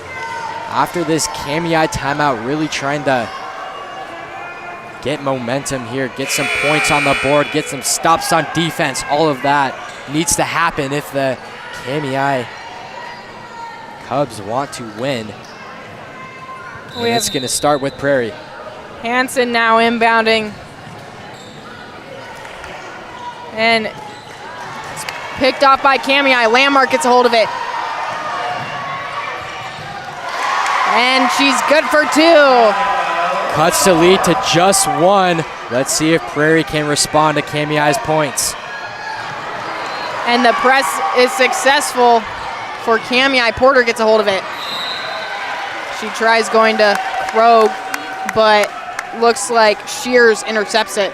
Yeah, that was great hands by her, able to knock that free and stop that wide open right hand lay-in. Hunt now with the ball. Looks to the left side to Schoening. And Prairie gets a hold of it again. Elvin with the ball, excuse me. She goes up and is blocked by... And 1! Great play by Elvin there. Wow, able to get her own rebound. Just stick with that ball. Count it, and the foul there. Sorry if my voice sounded a little distorted there. Really screamed into that mic as she converts the and 1, making it a 2-possession game for Kamiah. And Hunt now with the ball. Keeping her dribble alive, moving back and forth. Sees Landmark. Landmark with the 3, and it's good! Great response by Kamiah. Such a clutch shot in the corner for Landmark. Wow. Back to a 1-possession game. Kamiah down by 1. Good perimeter defense by Kamiah. No offensive foul there. Inside, that's no good. She gets her own board and is fouled. 14 fouled her. Porter. Wow, Allie, we couldn't have asked for a better game to end out the day. Nail biter here. Let's see if Prairie can capitalize. Schumacher's first one's no good. And this is by far the biggest free throw yet in this game, because a 2 would make Kamiah in the lead. Her second one's up and it's good. So a 2 is gonna tie it, a 3 is gonna put Kamiah in the lead. We'll see what Kamiah can draw up on offense here. Hunt now with the ball. Drilling back and forth again, just looking for some screens. Sees Porter. And now Schoening, then to Landmark, all the way across. It's almost picked off. Krogh goes for the floater, it's no good. Yeah, that's one of the disadvantages, trying to jump a pass. Then you get off on defense as a one-on-one situation. Body advantage, and that is good for number 34 of the Pirates, Schumacher. Schoening now with the ball, sees Landmark. Landmark to the right to Krogh, then up top to Porter. Left side to Schoening. Game for Kamiah here. Landmark up top. Now Hunt. Must score opportunity Landmark here. again. Almost loses it. Landmark again. Drives in. Goes for the 2, and it's no good. Almost gets her own rebound. She's fouled. It's going to be Kamiah's ball. That's going to put Kamiah in the bonus here. So they're going to be shooting 2. Great opportunity for them here. I don't know if they realize that. They do not. Wow, that is big. Because Kamiah should be shooting 2. Wow.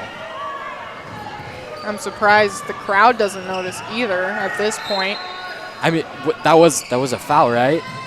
Maybe not. Yeah. Maybe I'm not really sure what that situation was, but Kamiah is going to get the ball on offense. Porter now goes inside with it. It's no good. It's going to bounce off of Hanson's foot. It's going to be Kamiah's ball again. That's a big time play to not be shooting 2. Huge situation here.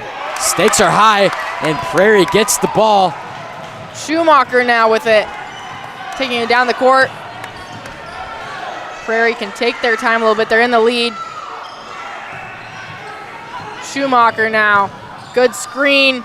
Now Hanson in the corner for 3. And it's no good. Offensive rebound.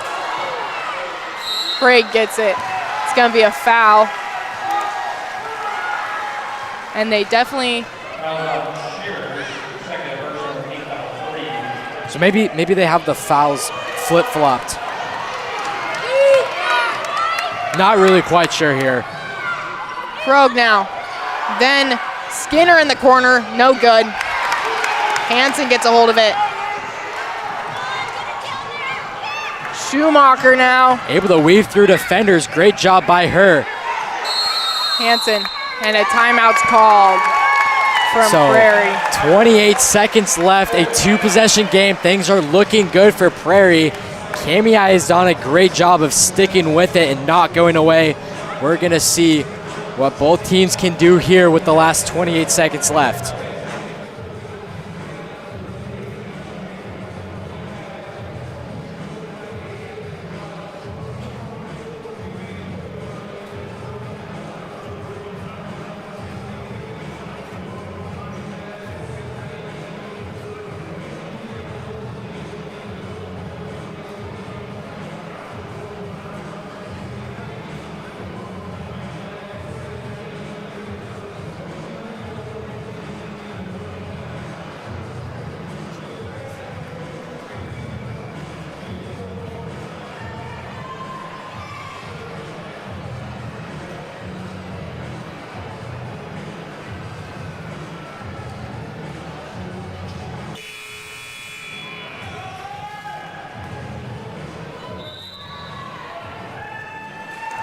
And so we are ready for the last 28 seconds left in this game.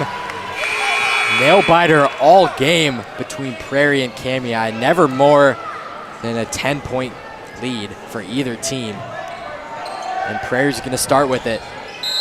Hansen inbounding. It's crucial that Prairie just does not turn over the ball. Kamiah doesn't have any fouls to give, so if they foul, it's gonna send Prairie to the line. Schumacher now. Sees her sister now, Elvin. Kamiah needs to foul here. I don't think they realize they need to stop the clock. And that's gonna be a shooting foul. Well, it really doesn't matter. They're gonna be shooting 2 anyways.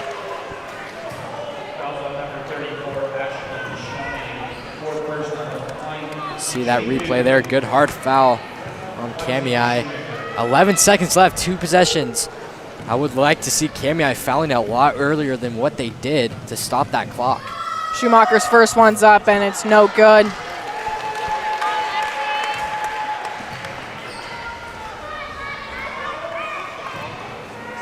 So she makes this, that's gonna force Kamiah to at least shoot 1 3. Second one's up and it's also no good. Prairie with the rebound. Schumacher thinks about the 3, decides not to. Yeah, smarter play not to shoot that 3. Good decision by her. And she's gonna go back to the line to shoot 2. 6 seconds left. Doesn't look like Kamiah can pull out this win. And it looks like Prairie's gonna win this one.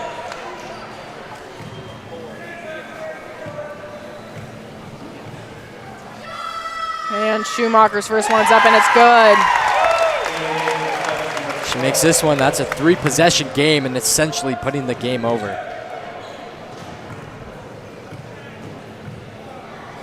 Second one's up and also good. Timeout called by Prairie, extending the excitement even more. And we are gonna see you after this timeout.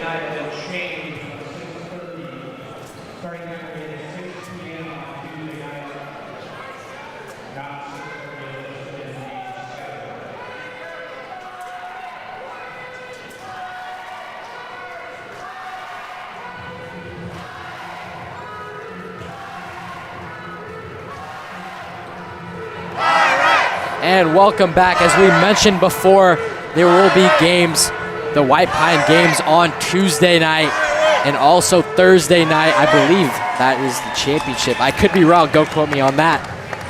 But we definitely have all this action on the LHS Bengals YouTube channel. So if you haven't already, make sure you hit that subscribe button, hit that like button, and help support our Bengal network, as we are only growing and creating better content for you guys, and it is free on YouTube. So if you would ever so likely would like to donate here on the Bengal YouTube channel with a super chat, that would be greatly appreciated. And Kamiah is going to start with the ball. 6 seconds to go here. You'd imagine that Prairie would not foul. Hunt now with the ball. And that will do it. So Prairie's going to sneak away with the win.